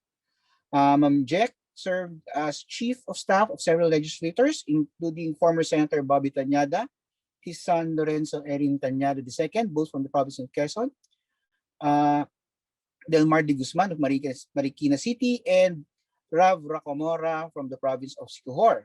She also had a 3-year stint in the National Poverty Commission as Chief of Staff to Secretary Joel Rocamora. We turn over the floor to you, Ma'am Jack. Salamat, Attorney George, and good morning to everyone, especially our friends from the FEF, the Department of Finance, people from all over the country. I note na very wide yung natin, participation ng marami. And I see familiar faces. So I'll just go quickly kasi napakasimple naman ng Special Education Fund eh. I mean it's tied up to the collection of funds for this expenditure item is very much tied up to real property valuation. So what is it? It's created to provide additional support to local education. Syempre may pera ang galing DepEd, but what it's an add-on to what the national government provides, and the source is being funded by the amilyars that we all pay. So it consists of the respective shares of provinces, cities, municipalities, and barangays from the proceeds of the additional tax on real property. So, yan. Next slide, please. Just a quick lang po. I won't read all of this, but just so you see, there's a legal framework in the SEF and why it is being collected. And then next slide. So ang sources and release of the SEF, it comes from the proceeds of the 1% tax on the assessed value of real property in addition to the basic real property tax. It is automatically released to the local school board. So take note, it's not through it's the local school board that determines how it will be utilized, not the local sanggunian. So this is a very distinct revenue source that accrues to the local government. So it's equally divided between the province and municipalities, and the city gets to keep the entire 1%. So unlike province and municipalities, hati-hati pa sila. So yon. What are the allowable expenses chargeable against the SEF? Nung una po, ito lang operation and maintenance of public schools, construction and repair of school buildings, facilities, equipment, research, purchase of books, periodicals, at saka yung mga palarong pambansa. Pero through the years, next slide, padagdag yung mga chargeable sa SEF. Yung hiring of teachers, pinapondahan niya rin yung local school board in each province, city, or municipality. And pero yun, meron ditong no more, yung bonuses for teachers, you get it from the general fund. Payment of salaries, wages of utility workers and security guards in the eskwelahan, chargeable sa SEF. Electricity, telephone, and internet, again, chargeable sa SEF. So dagdag. And next slide. Yan. Nung nag-senior high school tayo, K-12, added on to what can be charged sa SEF. SEF is acquisition and titling of school sites, acquisition of laboratory, technical, and similar apparatus and information technology equipment. Next slide. Finally, yung pinakahuli pa na add-on to the SEF na i-charge ay yung early childhood care and education. So it comprises of salaries and allowances for locally hired child development teachers and daycare workers, organization and support for parent cooperatives, for the community-based ECCD programs, counterpart funds for the continuing professional development of ECCD public service providers, etc. So, kumbaga po, padagdag ng padagdag yung itinacharge sa SEF. Pero, ayun, next slide. Ang problema, ayun, gustong-gusto natin mag-invest sa education because we think of all things that need to be considered so that our children grow up and be active participants in nation building. And they say that education is a great equalizer. So, of course, we want to, as the Constitution also provides, that education should principally be, that we should get the highest share in our budget. Pero, yeah, next slide. So ang question is not just getting a bigger share to fund education expenditures, pero if you're not enlarging the pie, there are competing claims and education is just one of them. And if you're not enlarging the pie, kung nag-shrink pa yung pie, kahit na priority yung edukasyon, maliit pa rin yung makukuha for education. So the task is really to enlarge the pie, not just on the national government budgeting exercise, but also sa local. And next slide. So how do we enlarge the pie? Next slide. This next two slides are I lifted this from the DOF's with the permission of Director Pam. Kita naman natin na yung real property tax to GDP ratio bumababa rather than the real property tax contributing to our coffers. It has been going down, and there are several studies rin by PIDS, sila Chat Manasa, na parang we're losing a lot of yung potential to collect. LGUs are losing the potential to collect real property tax and as a source of revenue. Ayan, I'll skip this because Director Pam naman showed that kita naman natin na pinakamaliit yung collection ng Pilipinas compared to other countries. But just to note that again, from the figures that we got from DOF, it's 7 in every 10 provinces collect low local revenues to spend for education services. And 2 in every 5 cities have less than 1,000 pesos to spend per public school student. So through the years, mas mababa pa ang revenues for SEF, and we keep on adding to yung i-charge natin sa SEF, pero pababa yung collection. So next slide. But a little caveat, all LGUs cannot pin their hopes on the Mandanas-Garcia ruling in getting more resources. Kasi of course they probably would get for 2022, and the basis for the era would be 3 years back na hindi pa naman tumama ang COVID, but from there after 2022 I bet it will be still pababa yung magiging, in absolute terms the era values will be going down. So everybody will of course agree that it's more important to lessen your reliance on era and make more LGUs more self-sufficient in terms of generating local revenues. So next slide. It's really best. The short answer is it's best to really take a hard look at real property valuation, and which funds the special education fund. So I'm happy that there's another look again in this effort. I know the Department of Finance and some of our friends have started work on this, pero sana may habol pa nga natin, and we hope to see this bill passed and supported by the LGUs themselves. Next slide.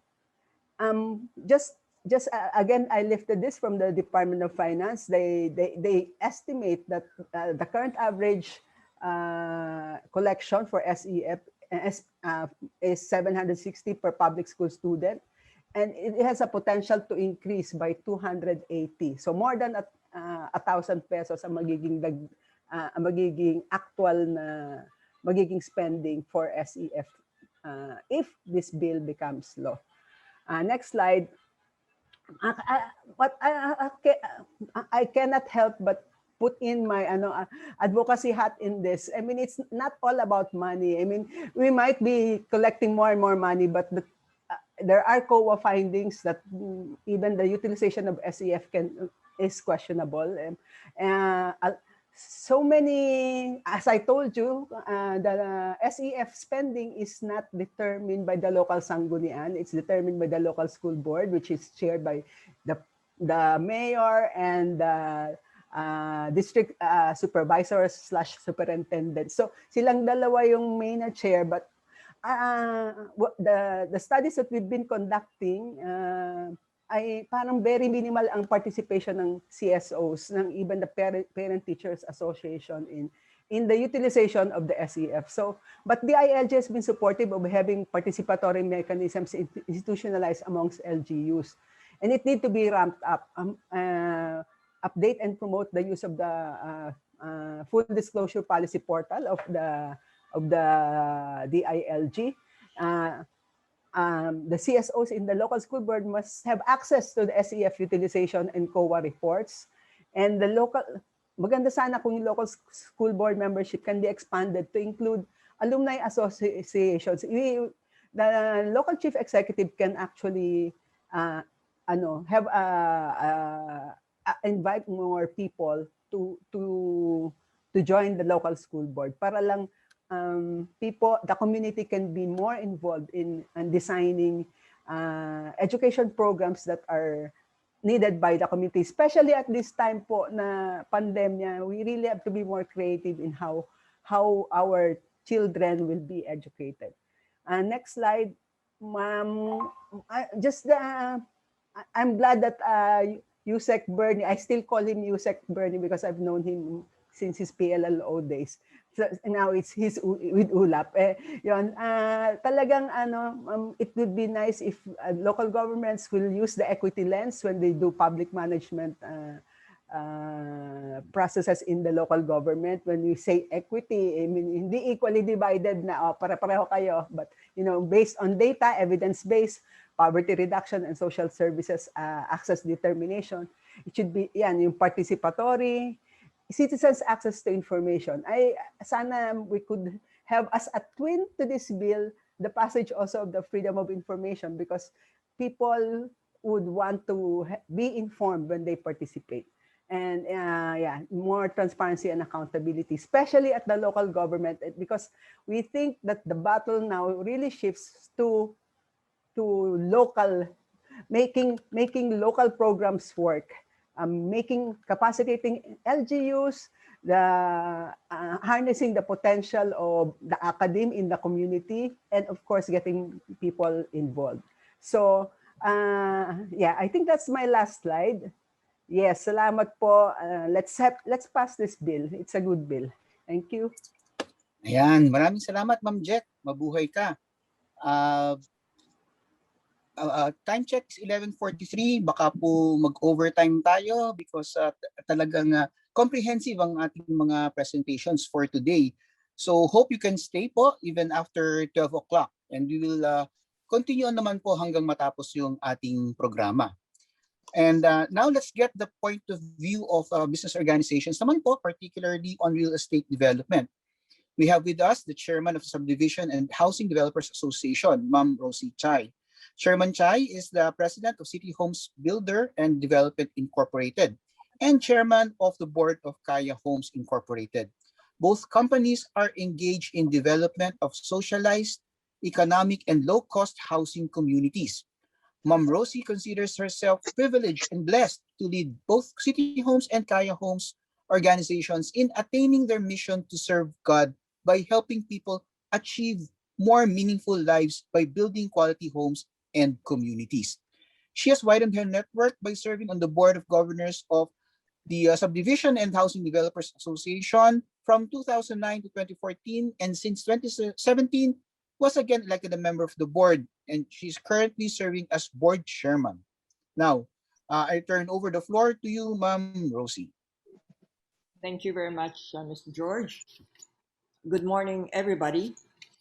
On behalf of the Subdivision and Housing Developers Association, which is a leading organization of housing developers in the Philippines, I wish to thank the Foundation for Economic Freedom for the opportunity to participate in this public forum.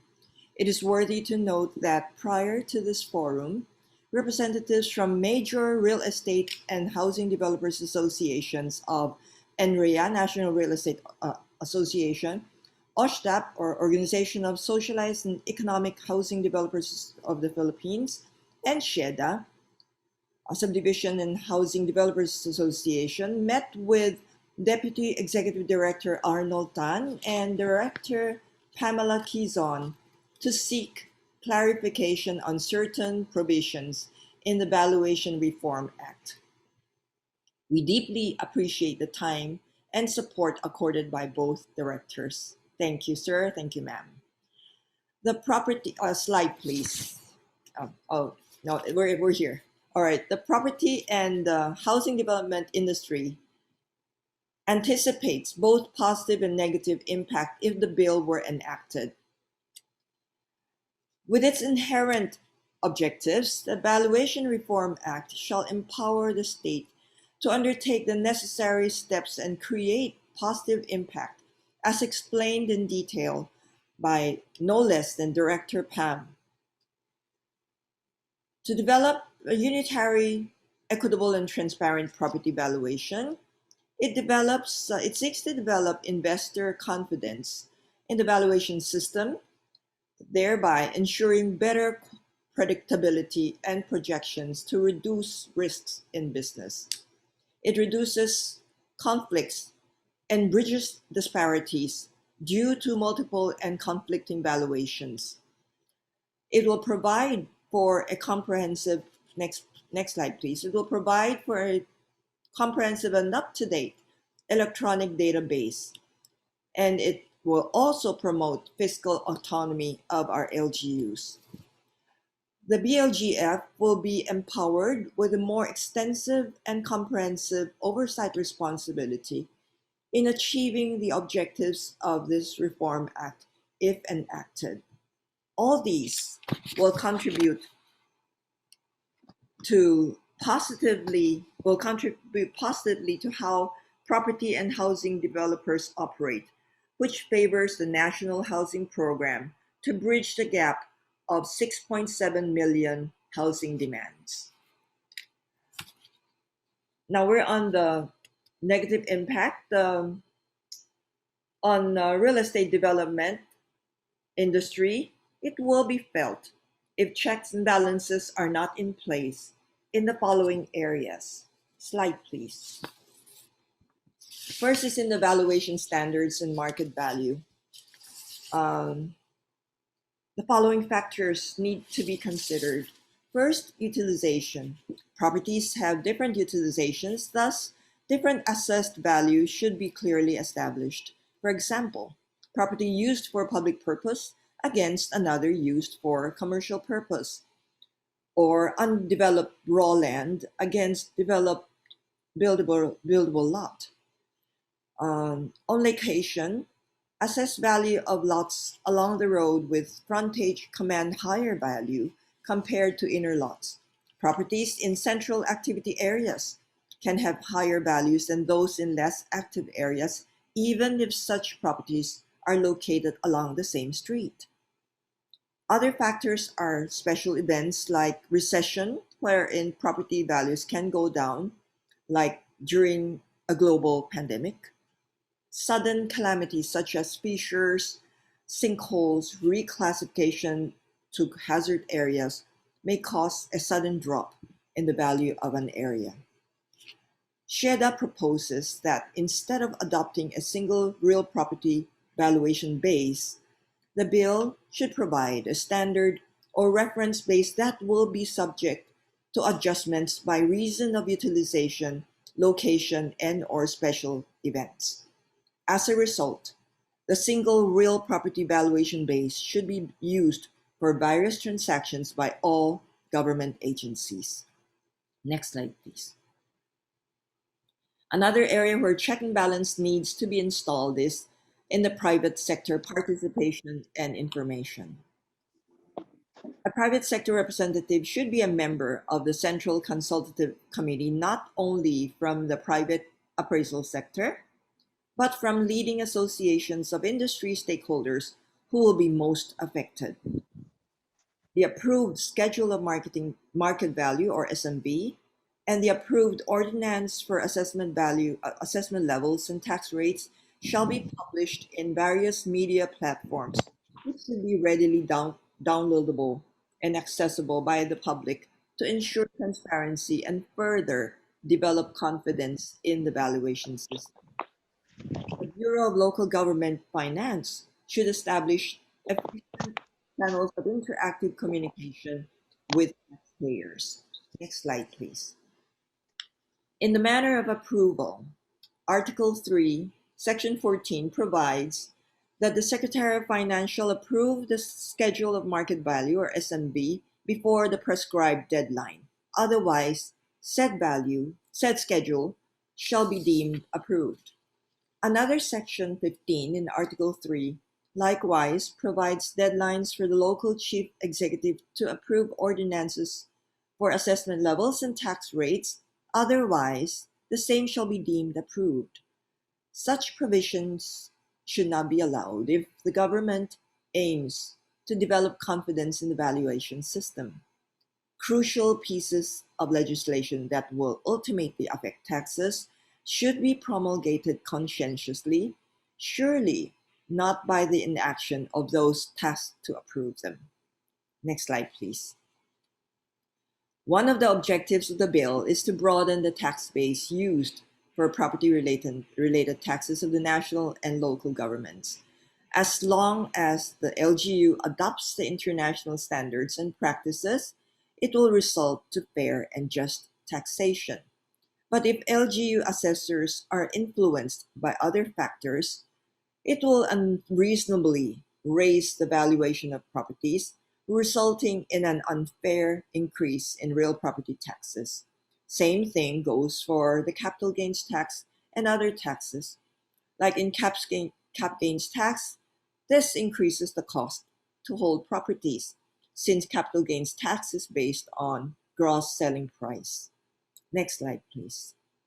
According to the bill, LGU assessors shall update the respective SMVs within 2 years from the effectivity of the Act, once enacted into law, and revised every 3 years after each revision.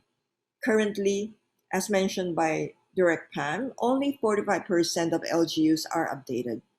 For this to be successful, adequate and qualified manpower is critical. Next slide, please.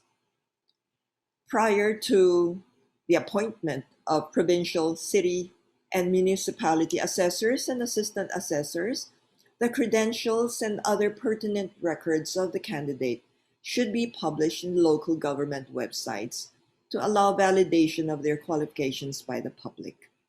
Next slide, please. And this is the last slide.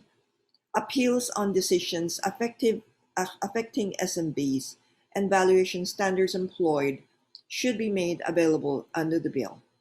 The bill should also provide appeals procedures that will enable the expeditious resolution of appeals to allow businesses to move faster and encourage more investments, foreign or otherwise. To summarize, the real estate and housing development industry supports the passing of the Valuation Reform Act. However, for it to effectively achieve its objectives, particularly in generating investor confidence in the valuation system, checks and balances should be in place to render it truly fair, equitable, and transparent, especially to taxpayers. This ends my presentation. Thank you very much. Thank you very much, Ma'am Rosie. Thank you. Salamat, maraming salamat po din sa inyong presentation.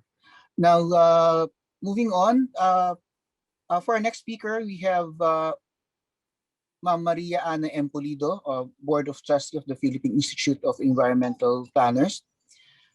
Engineer ENP Maria Ana Pulido is the owner and executive director of M. Pulido Engineering and Urban Planning Services and Workpack System Company, both tackling a broad range of engineering and urban planning projects. She is a licensed civil engineer and a registered environmental planner with national leadership roles in various professional organizations such as the PIEP, or the Philippine Institute of Environmental Planners, and the Philippine Evaluators for Development, or PhilDev. Her affiliations with international professional organizations include the Eastern Regional Organization for Planning and Human Settlements, New Zealand Planning Institute, and the American Evaluation Association. She is also the Executive Vice President of the Rural Action for People's Integrated Development Foundation, Incorporated, or RAPID, from 2013 to the present. Everybody, please welcome Ma'am Ana Pulido. Thank you, Attorney Katigbak, for the introduction. Can you hear me? Yes, ma'am. Loud and clear. You may proceed. Okay, let me just increase my volume. Just a moment. Okay, no, my volume is still, okay. All right, good.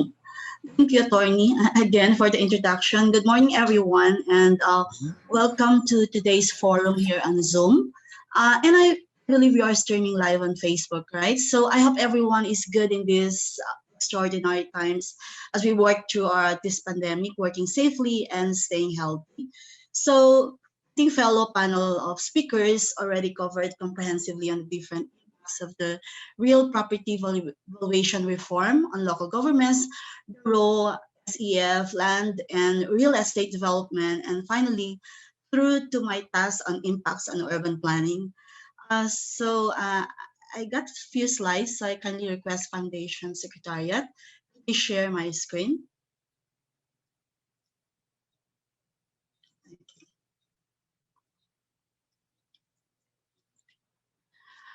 So next slide, please. And no, can you go to slide number 2? Sorry, slide number 2. Number 2, please. Yeah, that's the one. So if you can make it bigger, like presentation slide, if you can cover the whole screen, is it possible? Because I think it's too small. So the general question is, which factors will affect which outcome? So what are the factors that influence land use patterns and land values? The whole spectrum of matters which bear upon development of land, such as site characteristics, planning, and other statutory controls, encumbrances and easements, etc. So I thought any logic model would be able to facilitate my analysis in determining which impact package 3 will produce in the practice of environmental planning or urban planning in general. So I opted to develop this theory of change, or simply OC. So yeah, stay on that particular slide. So Director Pamela just gave us comprehensive overview on package 3 earlier, and this OC will at least provide a diagrammatic framework of the proposed legislation. And the reason why I also needed to construct this framework is to provide the participants on how the tool would be able to depict chain of results, establishing relationship between the intervention itself, which is the proposed legislation called the Real Property Valuation Reform. So this tool will also establish relationships among the expected outcomes from the short term, medium to long term, and finally to the impact. However, I'd like everyone to understand that considering a hypothesis that if all activities are undertaken and data-driven assumptions or external factors hold true, then the likelihood of achieving impacts will be high. So in terms of its impact, impacts on urban planning, we can always further the TOC, or the theory of change, into making it planning focused framework. Or if you're with LGU or real estate practitioner, I recommend that you do the same. So a TOC model is not just a document that you put it aside after having framed it. It's supposed to be a living document that must be updated if and when necessary. So I had done an extended TOC as part of my homework, which led me to focus on the study of economic sector. So please, next slide. Economic sector. Sorry, the next slide. Okay, too small, right? In the context of comprehensive land use plans, so planners are, basically are highly involved in the formulating or updating the comprehensive land use plan. So this basically involves the assessment of the current state and growth pattern of local economy with the end view of building and strengthening the economic activities in a sustainable manner. So this slide is showing you different questions and considerations that need to be addressed while doing the economic analysis. So which makes us realize that indeed standardizing land valuation to the SMVs, and providing mechanisms thereof will increase accuracy of the land use analysis, as planners will have a comprehensive database handy, which serves as essential guide while furthering analysis until the proposed land use plan is formulated. So there are economic tools that planners normally use within the formulation, the land use formulation process. This includes cost-benefit analysis, fiscal impact, input-output analysis, and financial analysis, among others. So economic analysis is so essential as an ingredient of urban and regional planning that it will be a little tricky when a planner does not have a concrete knowledge of micro and macroeconomics and their applications to urban markets, regional economies, and government finances. So land use planning basically, next slide, entails determination of current and projected needs across all sectors: social, economic, infrastructure, and utilities, and environmental. For the impacts, we go to the next slide. So those were, I was just trying to say, okay, that's the one. For the impacts of this one, it's not really directly that after legislation will be passed and then all the mechanisms are being done and then assumptions were held true.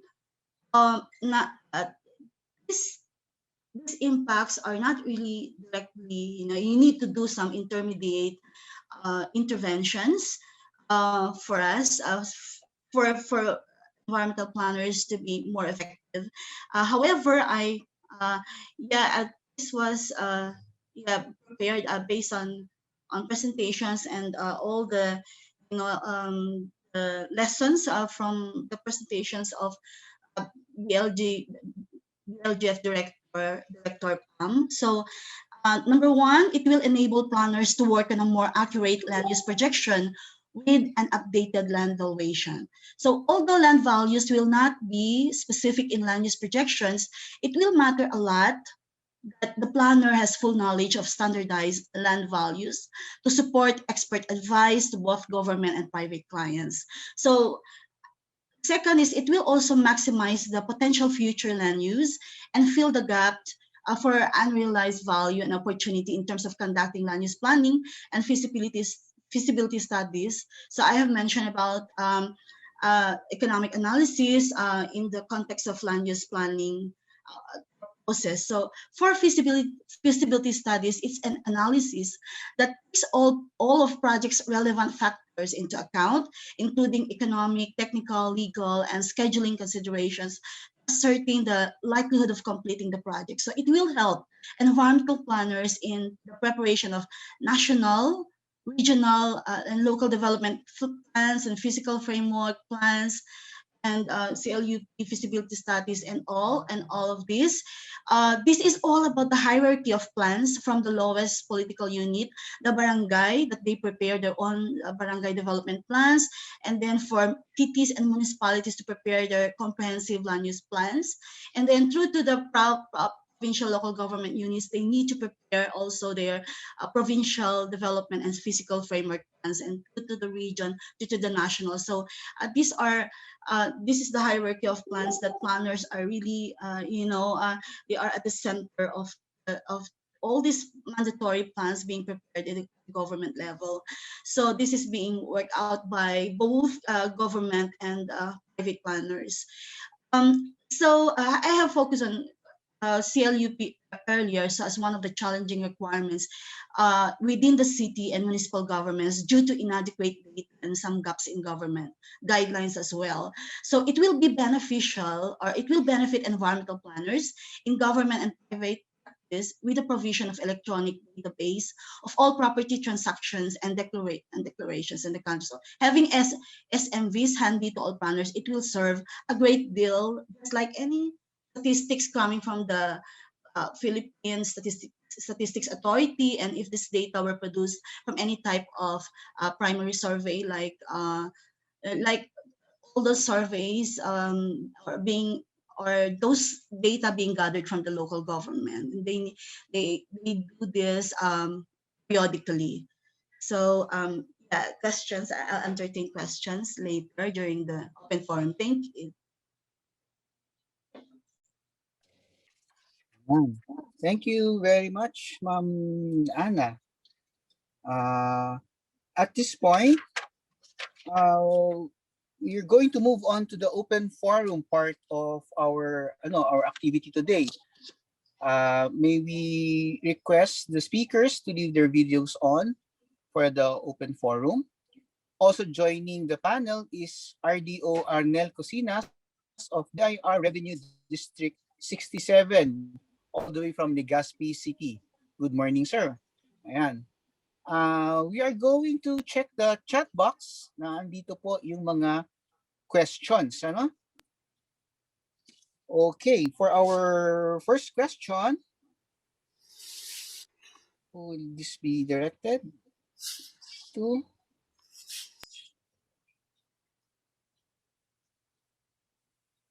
I think this is for Director Pam.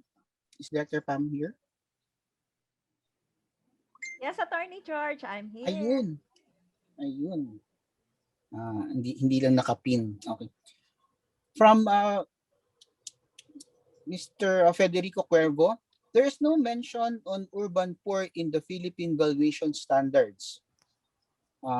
Courts are appointing non-licensed appraisers to be commissioners to value property for expropriation for just compensation. Ano ba ang, actually malabo sa akin yung tanong ni Sir.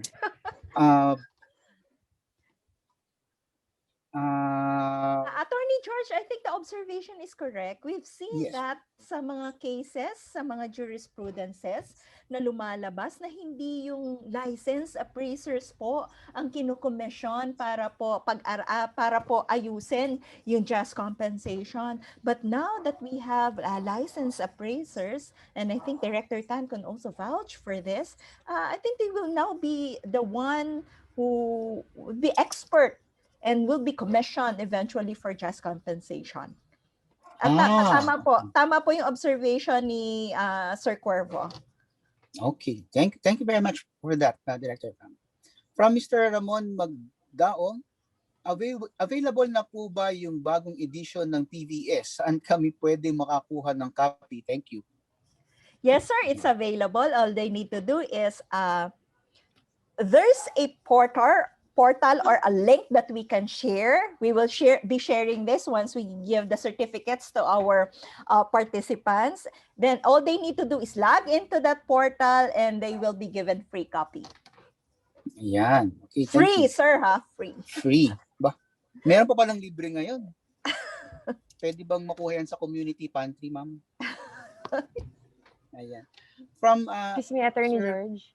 Yes. Excuse me, Attorney George. May we request the other speakers to please turn on their video so we can spotlight them? Director Arnie.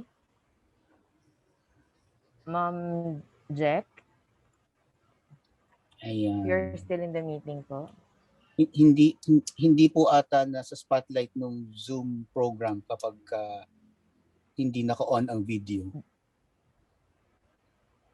Okay?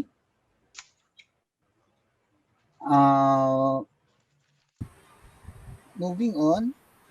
Can we request Mr. Arnel Cosinas to also turn on his video so that we can include him on the spot? Yes. Sorry, ma'am. I'm turning it on pero naka-disable po ako. Naka-disable po admin. Pa-turn on na lang po. Ayan. Yun, nakita natin si Sir Arnel. Okay. May comment po dito for Director Pam again. From an FEF fellow, si Sir Rene Bañez.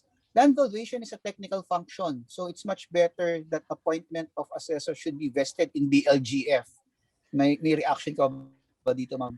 Attorney George, we have been getting similar recommendations. We hope that it will not be coming from us. It will be better if it will be coming from the sector themselves and then submit this to us. Remember, Attorney George, we will be still lobbying the proposed RP Vara at the Senate. So pagkakataon pa po tayo. So yung Ayan. na-pass ng lower house, hindi pa po yon yung final version natin eventually. Yes, Attorney George, we're hearing them. Okay po. From Mr. Arnulfo Cacho, Assessor of LGU La Union, if an assessor of an LGU complies with the SMV preparation as approved for implementation by BLGF and was submitted to the local chief executive and Sangguniang Panlalawigan but was delayed by private consultant of LCE, a non-licensed appraiser, who will be penalized? And can a department from LGU other than the assessor question the prepared SMV duly allowed and approved by the BLGF? Isa-isahin natin, Attorney George. Apo. If an assessor of an LGU complies with the SMV preparation, tama po yon, because preparation of the SMV must emanate from the assessor. Approved by the Department of Finance. Po, hindi po approved by the BLGF. And then this, once approved by the Department of Finance, now it will be return this to the local chief and executive and the sanggunian.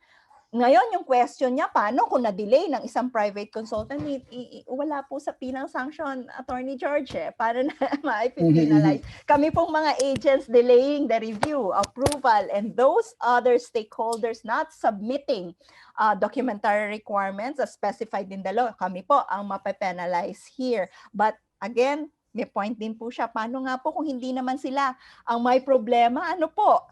I think yun po yung tinutumbok ni Sir Cacho. And ano po yan? A non-licensed appraiser who will be penalized as long as it's private consultant, Attorney George. We're not sure if they're included in the scope. And can a department from LGU other than the assessor can question sino po kayang other than the assessor, because the expertise lies with the assessor and they have the inventory of all the data sets that is required for updating the schedule of market value. But if in case maybe they can form a committee in the LGU bago po nila i-submit for them. Tackle the issues that they have at the LGU level for siguro, Attorney George. Yes. Yeah, Thank you. Attorney George, rejoin there. Arnie? Yes po. Arnie Tan. Yes po, Director Tan. Actually, yung concern ni Sir Cacho is yun yung nangyayari ngayon. That's why we want to na magkaroon ng reform para maiwasan na yung mga ganung sitwasyon na may mga consultant, advisor, si mayor na hindi licensed na may impluwensahan yung SMV na ginawa ni assessor. Kaya nga po kung makikita nyo dito sa reform sa BRA natin, ang mag-a-approve ng SMV ay Secretary of Finance na para maiwasan na yung mga ganung sitwasyon. So nangyayari po yan, mga paisa-isa, especially doon sa mga far-flung areas nangyayari yan. Pero yung isolated case pero nangyayari, yan nga yung gusto nating isa pang ma-address na mga issue para mga professionally prepared ang mga SMB ng LGU. Yun lang po. Ayun, para wala ng 3 pesos sa Benguet per square meter. Di ba? Sir, yung 3 pesos parang mas mahal pa yung pandesal na kinain ko kaninang umaga. 5 piso isang piraso ng pandesal. Attorney George. Sir Gary Teves has a question. Okay, Sir Gary. Thank you, George. Thank you, Rhea. I'd like to thank all the speakers and the panelists for their very good presentation. Just a quick observation and maybe 1 or 2 questions, George. One is, I was wondering after this forum, the FPF and the speakers and panelists could come up with a very strong assessment as well as a consensus on what needs to be done at the policy level, which would be common in terms of its favorable effects on the various components that each speaker has talked about. Essentially, for example, how will a major policy, like, for example, for the sake of discussion, allowing foreign direct investments to engage in economic activities, even in lands outside of Metro Manila, how will this increase government revenues and therefore help the economic conditions in these various municipalities? Then another one that might be a major policy implication, is there really a need now to conduct a serious review on the local government code to allow for a more equitable distribution of the internal revenue allotment, short of having to have another form of government? No, these are some of the things that hopefully you and the group can come up with a consensus on what message or messages can you derive from all of this presentation that will be that will have an effect on all of the things that have been presented by our speakers. No. Then I have a question related to right-of-way, George, and maybe this has been addressed several times, but I was wondering whether the government as well as the private sector can be given a more latitude on the issue of right-of-way. What I really mean is that short of having to go through expropriation and courts, maybe there's some flexibility in allowing for a higher value from the part of the owner to sell the land, because we have to compare how long the process and costs will entail if the delay will take place similar to what we are having now versus a more expeditious, more timely implementation of these various projects that we need in the Philippines, and many of which need to be implemented in the regions. And that is why a lot of these regional infrastructure programs should really be implemented. And maybe another flexibility is if the government really has some constraint, the balance that will allow the private sector to be encouraged to sell will already be undertaken by the private sector, provided that the private sector will be compensated in terms of increased cost and minimal, very minimal cost of money. So all of this will hopefully expedite and can compensate for the additional cost in the right-of-way problem. Basically, that's my comment and observation, George. Thank you. Thank you, Sir Gary. Anybody care to comment on Sir Gary's observations? Attorney George, in fact, the two observations of our former Secretary Gary Teves will be noted sana sa synthesize natin. Talagang natumbok po ni Secretary Teves yung making an assessment and consensus, especially on the positive impacts that we have heard from the different speakers. And then on the serious review of the local government code, Attorney George, even before the pandemic period, the oversight agencies of the local government units, the 4 ones, DILG, NEDA, DBM, DOF, already conducted a serious review on local government code and submitted around 11 proposed bills. But we have to review it again kasi syempre sinubmit, medyo hindi napag-usapan. And then Secretary Teves is very much correct. This is the opportune time for us to review central transfers. Yung po yung sinasabi niya kanina. And it will be part of the review of the oversight agencies of the LGUs. Thank you. Ayun. Thank you, Director Pam. Is Yusek Batan still here? You have a question for Sana? I guess move on sa next meeting. From Sir Nonoy Oplas, if land is very productive, lots of commercial, industrial, and residential, then it creates lots of jobs, kills or reduces poverty, social economic function of economic prosperity is attained. Tax should be zero, not high. Idle lands do not produce zero job. Tax should be high. Force landowners to develop the land or sell it to other people who can develop. So parang pro idle lands tax siguro to. Current and proposed RPT valuation is largely based on NV daw. Dynamic and highly productive lands that create lots of jobs are overtaxed. Bureaucracies enjoy sitting in big cities where taxes are high and they can increase their salaries, allowances, subsidies. Observation daw po ito. Ayan. And also, kaduktong po nun, if government will penalize idle lands in provinces via higher property tax, those lands will be forced for development and people there will have plenty of jobs. Less need for them to go to big cities like Metro Manila. Currently, idle lands have low tax, so landowners can afford to keep them idle for many years and decades for land banking purposes. Director Pam, can you enlighten us dun sa idle lands tax? Ano ba to? So there's a special levy. So aside from the real property tax, basic, special education fund, the piggyback tax of special education fund, there are special levies. And one of the special levy, Attorney George, is special levy on idle land tax. It's 5%.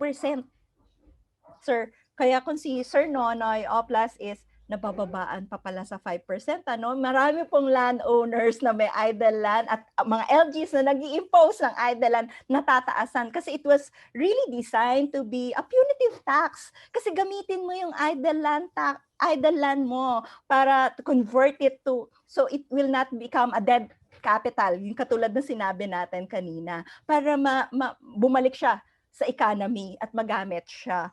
So, sabi niya, mababa pa rin daw po, Attorney George, yung 5%.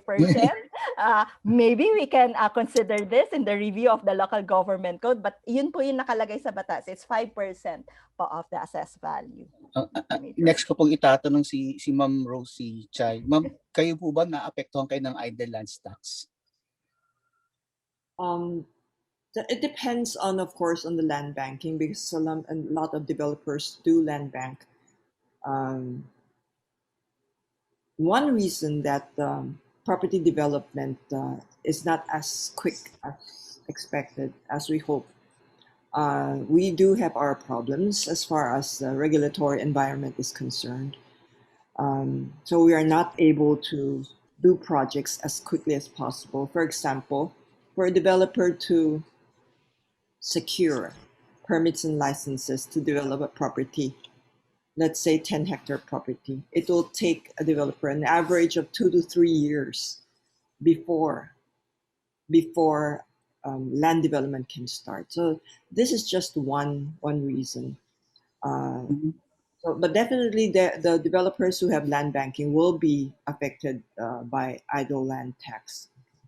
However, there are a number of developers right now in the meanwhile, while they will not be developing properties for housing, despite the huge demand of housing, there are reasons, again, as I stated, they put the land into good use by in agricultural ventures, like plantations and stuff like that, as it appreciates eventually, or when the time comes, movement of the population will then promote development of those properties into residential properties. Okay, thank you very much po. Sir, kay Sir Arnel Cosinas. Sir, yes sir. Sir, ano ang feeling niyo magiging effect in general nung valuation reform bill dun sa BIR? Actually, there will be 3 major important affected areas. The first one is the transfer taxes. And then the second one is the business tax, because real property transactions are also imposed of value-added tax based on existing zonal value, market value, or selling price. So if the trend is the amount will be higher, the SMB, it will be good for the BIR. However, if the SMB will be lower, then there will be a lower amount of collection. Sir, if I may I correct the data? So as of current date, we have updated 80% of the zonal values of the district offices. Kasi ano po, in the zonal preparation, there are three major groups that are involved. So it's not only the Bureau of Internal Revenue. There are also government partners. So the government partners are the LGUs themselves, the other regulatory bodies, and on the private sector naman, we have the real estate appraisers and real estate development companies. So these three groups interact in coming up with a zonal value. Kaya kung makikita natin, sabi nga po ng DPWH, medyo magugulat sila pag open nila ng website or asking for a new zonal when they are preparing for budget. Bigla nang mababago yung zonal kasi mayroon pong nasa pipeline na tinatrabaho yung mga tao. So not only the BIR themselves are causing the time that the act will come out or approval of the zonal budget. Yes, sir. Again. Thank you. Ayan. Okay, thank you. Thank you very much for that, sir. Yes, sir.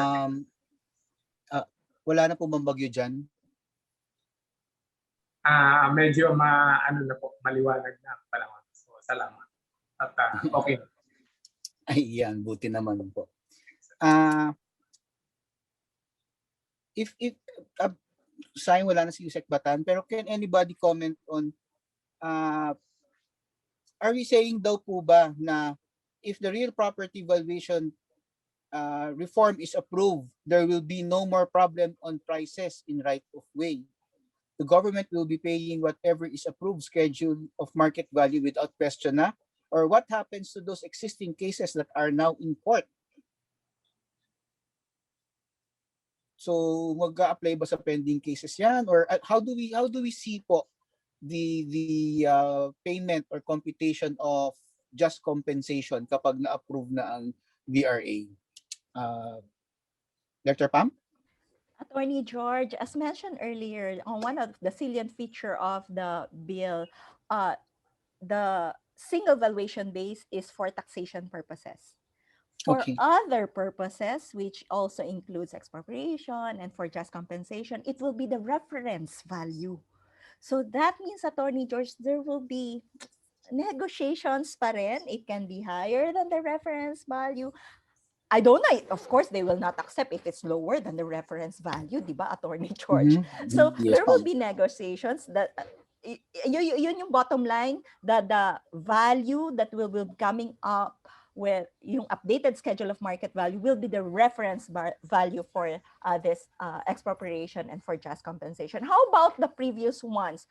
Oh, well, under the proposed bill that was passed by the lower house, we are also amending the right of way and the just compensations law, Attorney George. Pero I think this will be prospective. Ayan. Thank you po. I think Sir Benson Choa is raising his hand. Sir, you have a question? Thank you, Attorney. I think the question is really very simple. Most of the cases about the right-of-way now is because the government do not want to pay the fair market value.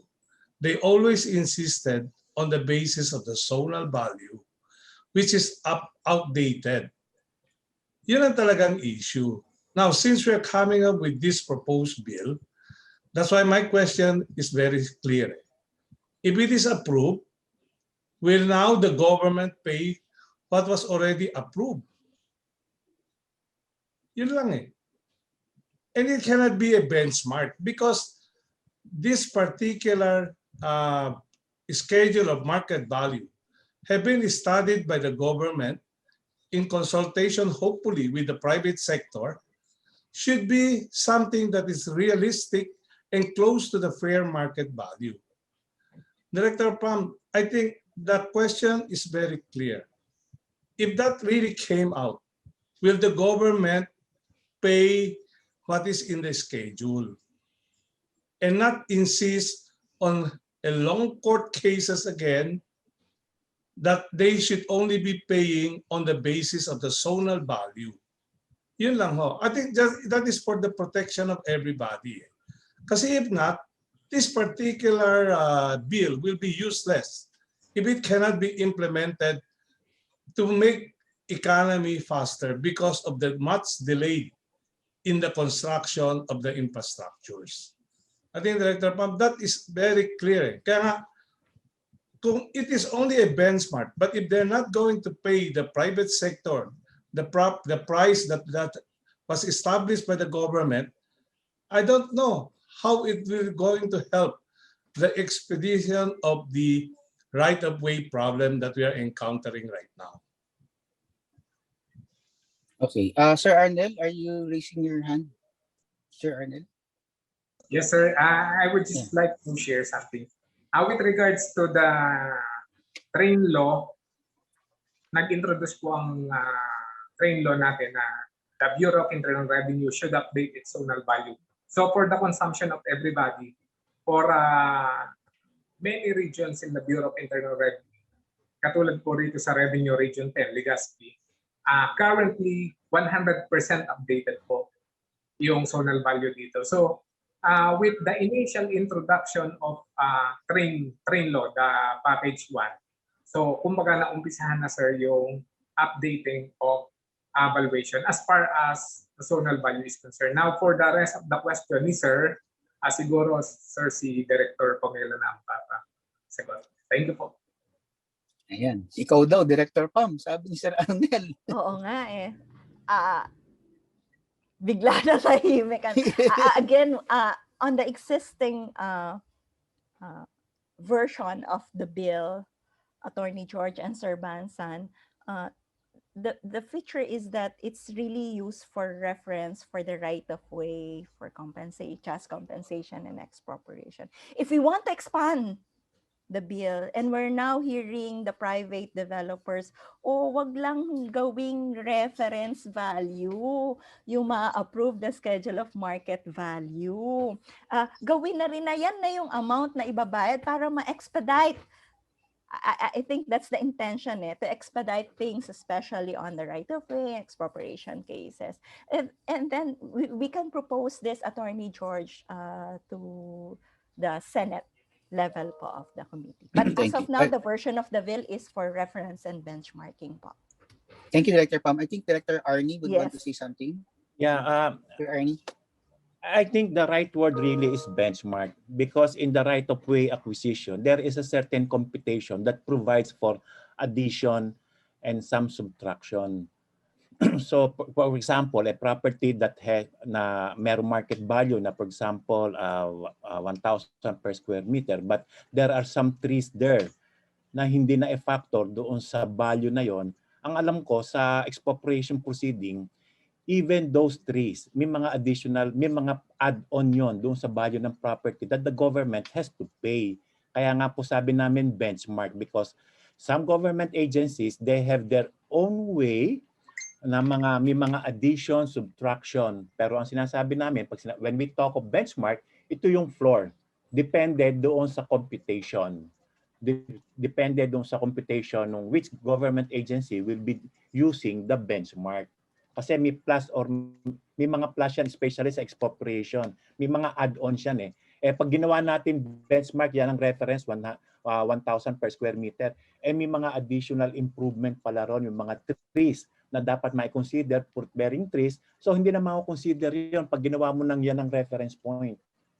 So it depends doon sa government agency who are using the SMB as a basis for their own use. So depende po yun.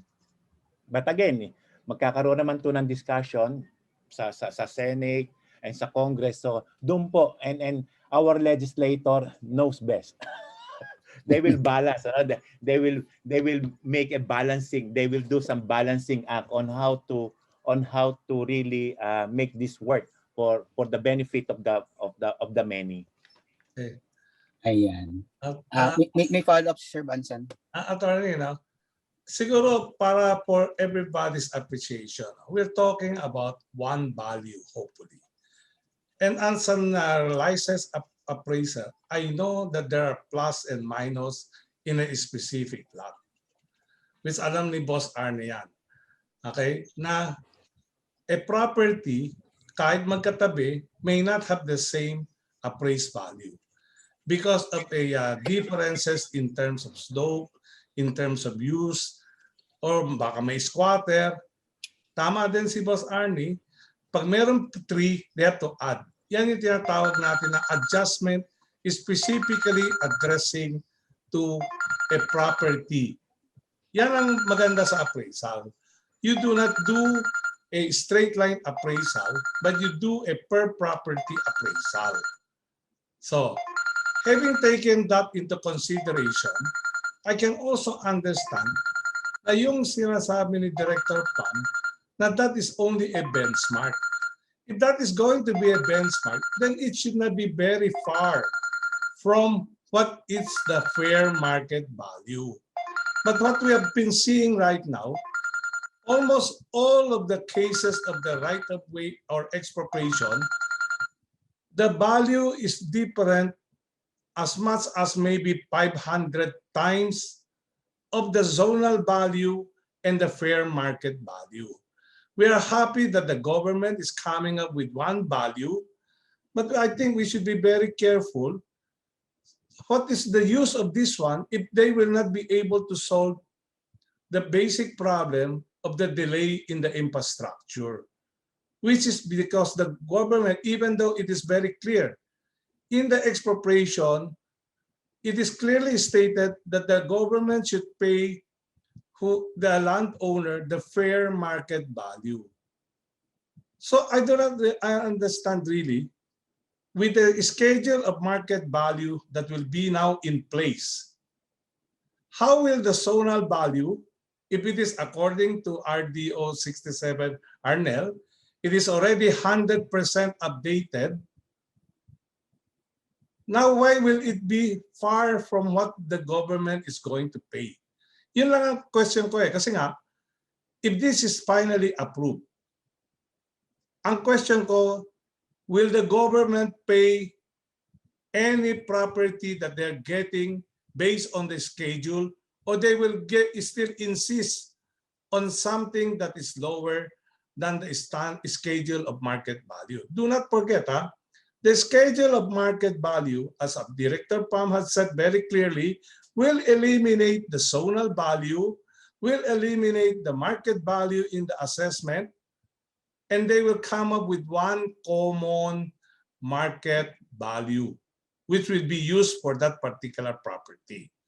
Yun lang ang gusto kong makuhang sagot, a direct answer of how this bill will help us speed up payment of right-of-way concerns.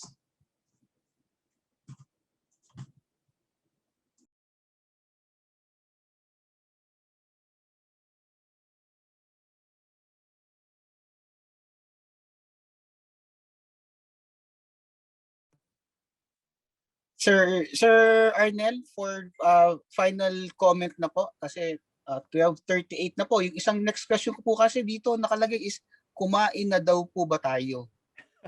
So bago ko sagutin po 'yan, pasagutin ko si ano. Yeah, tama yung concern.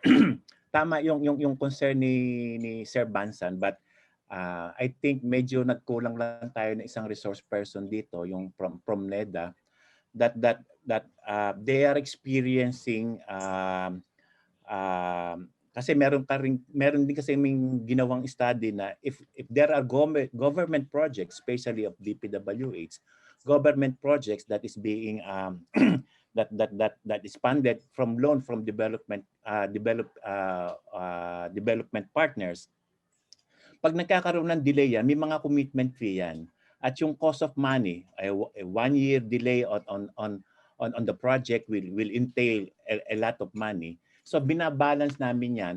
And I think pag binalance natin yung how much yung cost nung expropriation, yung cost nung sa right of way as against doon sa cost of money na nawawala because of the delayed project, magbabalance yan eh. Baka mas malaki pa yung mawawala sa Philippine government if projects will be delayed as a result of road right-of-way acquisition, lengthy court litigation. And I think with that study, makikita na nila na government will be more than willing to pay doon sa sa schedule of market value sa one value na sinasabi natin as a result of this valuation reform, because one, the project will be easily magbe-benefit agad yung mga Pilipino sa projects that will be delivered by DPWH, by some projects implemented by NEDA. Then mapapadali yung project, so it will be more at a lesser cost. At a lesser cost na instead of madidelay siya ng 1 year. At alam naman natin yung mga project na may mga issues on right of way. Hindi naman po yan nare-resolve ng 1 or 2 years. 5 years po at a minimum bago ma-resolve yung issue ng road right of way, saka pa lang mag-start yung project. So what happens doon sa project cost na dati ang project cost is 100 million, pag nag-resolve na yung case, yung road right of way at inimplement na yung project, yung dating project na 100 million magiging 200 million na. So instead of additional cost on the project and long delay na dapat na benefit na ng mga tao, I think government is willing to pay what is more appropriate doon sa mga acquisition ng road right of way using the values na mariresolve natin dito sa Valuation Reform Act na ito. Yun lang po. Okay. Maraming salamat. Unfortunately, yun lang po ang ating time that we have kasi wala po kaming pakain sa inyo. And all the more than 200 participants, blockbuster po tayo dito. Nakita nila kasi mga artistahin yung ating mga speakers. But before we end the forum, we would like again to call on Director Pam for the next steps for Project 3. Director Pam, ikaw po ang artista natin for the day. Attorney George, next steps, and this is a very good platform, and we thank the FEF for giving us a chance again to expose package 3. For the next steps, we're waiting for the Senate, specifically from the Committee on Ways and Means, to table package 3. We hope that in the opening, I saw a colleague from the Senate right here present, if we can be tabled already on the opening of Congress. Senate this coming May. So that's the next step. Another next step is, we all know that the pandemic changes some of the landscape, Attorney George, for the proposed Valuation Reform Act. When the RP VARA was passed at the lower house, we don't have yet the pandemic. So there will be a review of the proposed RP VARA. And this platform nga po has really helped us. As mentioned by Secretary Teves, we will do the consensus and assessment of the different positive impacts we're getting from the resource speakers, and we want to thank the resource speakers. The resource speaker first is Yusek Timothy Batan. Thank you for telling us about the faster large-scale infrastructure implementation, also giving us some numbers on the benefits and savings from economic losses. Yusek Bernie, thank you for telling us the positive impact on administrative procedures and on fiscal and economic sector. We also want to thank Ma'am Rosie. Ma'am Rosie, we are also taking note of the positive impact that you have enumerated in your presentation. And yes, we're taking note of the check and balances issues that you also have raised. On Special Education Fund, Ma'am Jack Cantos, thank you also for telling us that education is really a great equalizer, and for the SEF will be a good source for funding, additional funding for the local education sector. And for the urban planning, Ma'am Maria Ana, the theory of change model, napakaganda pong presentation kanina. We hope that the Bureau can adopt this and taking note of the benefits and impact. So Attorney George, that in the nutshell is the synthesis and the way forward for package 3. Yan, maraming salamat po, Director Pam. On the part of FEF and its friends and partner organizations, we will be circulating today a statement of support that we hope to be jointly signed by as many organizations as possible. So, for the participants here, should your organizations be interested to co-sign, kindly send us a message through our email at fef@fef.org.ph. Ayan, nandiyan po. Pwede pong picturean tong screen na to. Ayan. Reminders for those who will be needing a certificate of attendance, kindly fill up the online form from the Secretariat and post in the chat. Ayan. And again, we thank everyone, the speakers and participants for joining us today in this forum. Thank you also for the Bureau of Local Government Finance and the Asia Foundation for their support. And we hope that we continue the discourse on meaningful reforms for the land sector and support the immediate passage of the Real Property Valuation Reform Bill, which is still pending in the Senate. Stay safe po and enjoy the rest of the day. Once again, ito po si Atty. George Katigbak nagsasabing mabuhay. Maraming salamat po. See you soon. Thank you very much and enjoy your day po.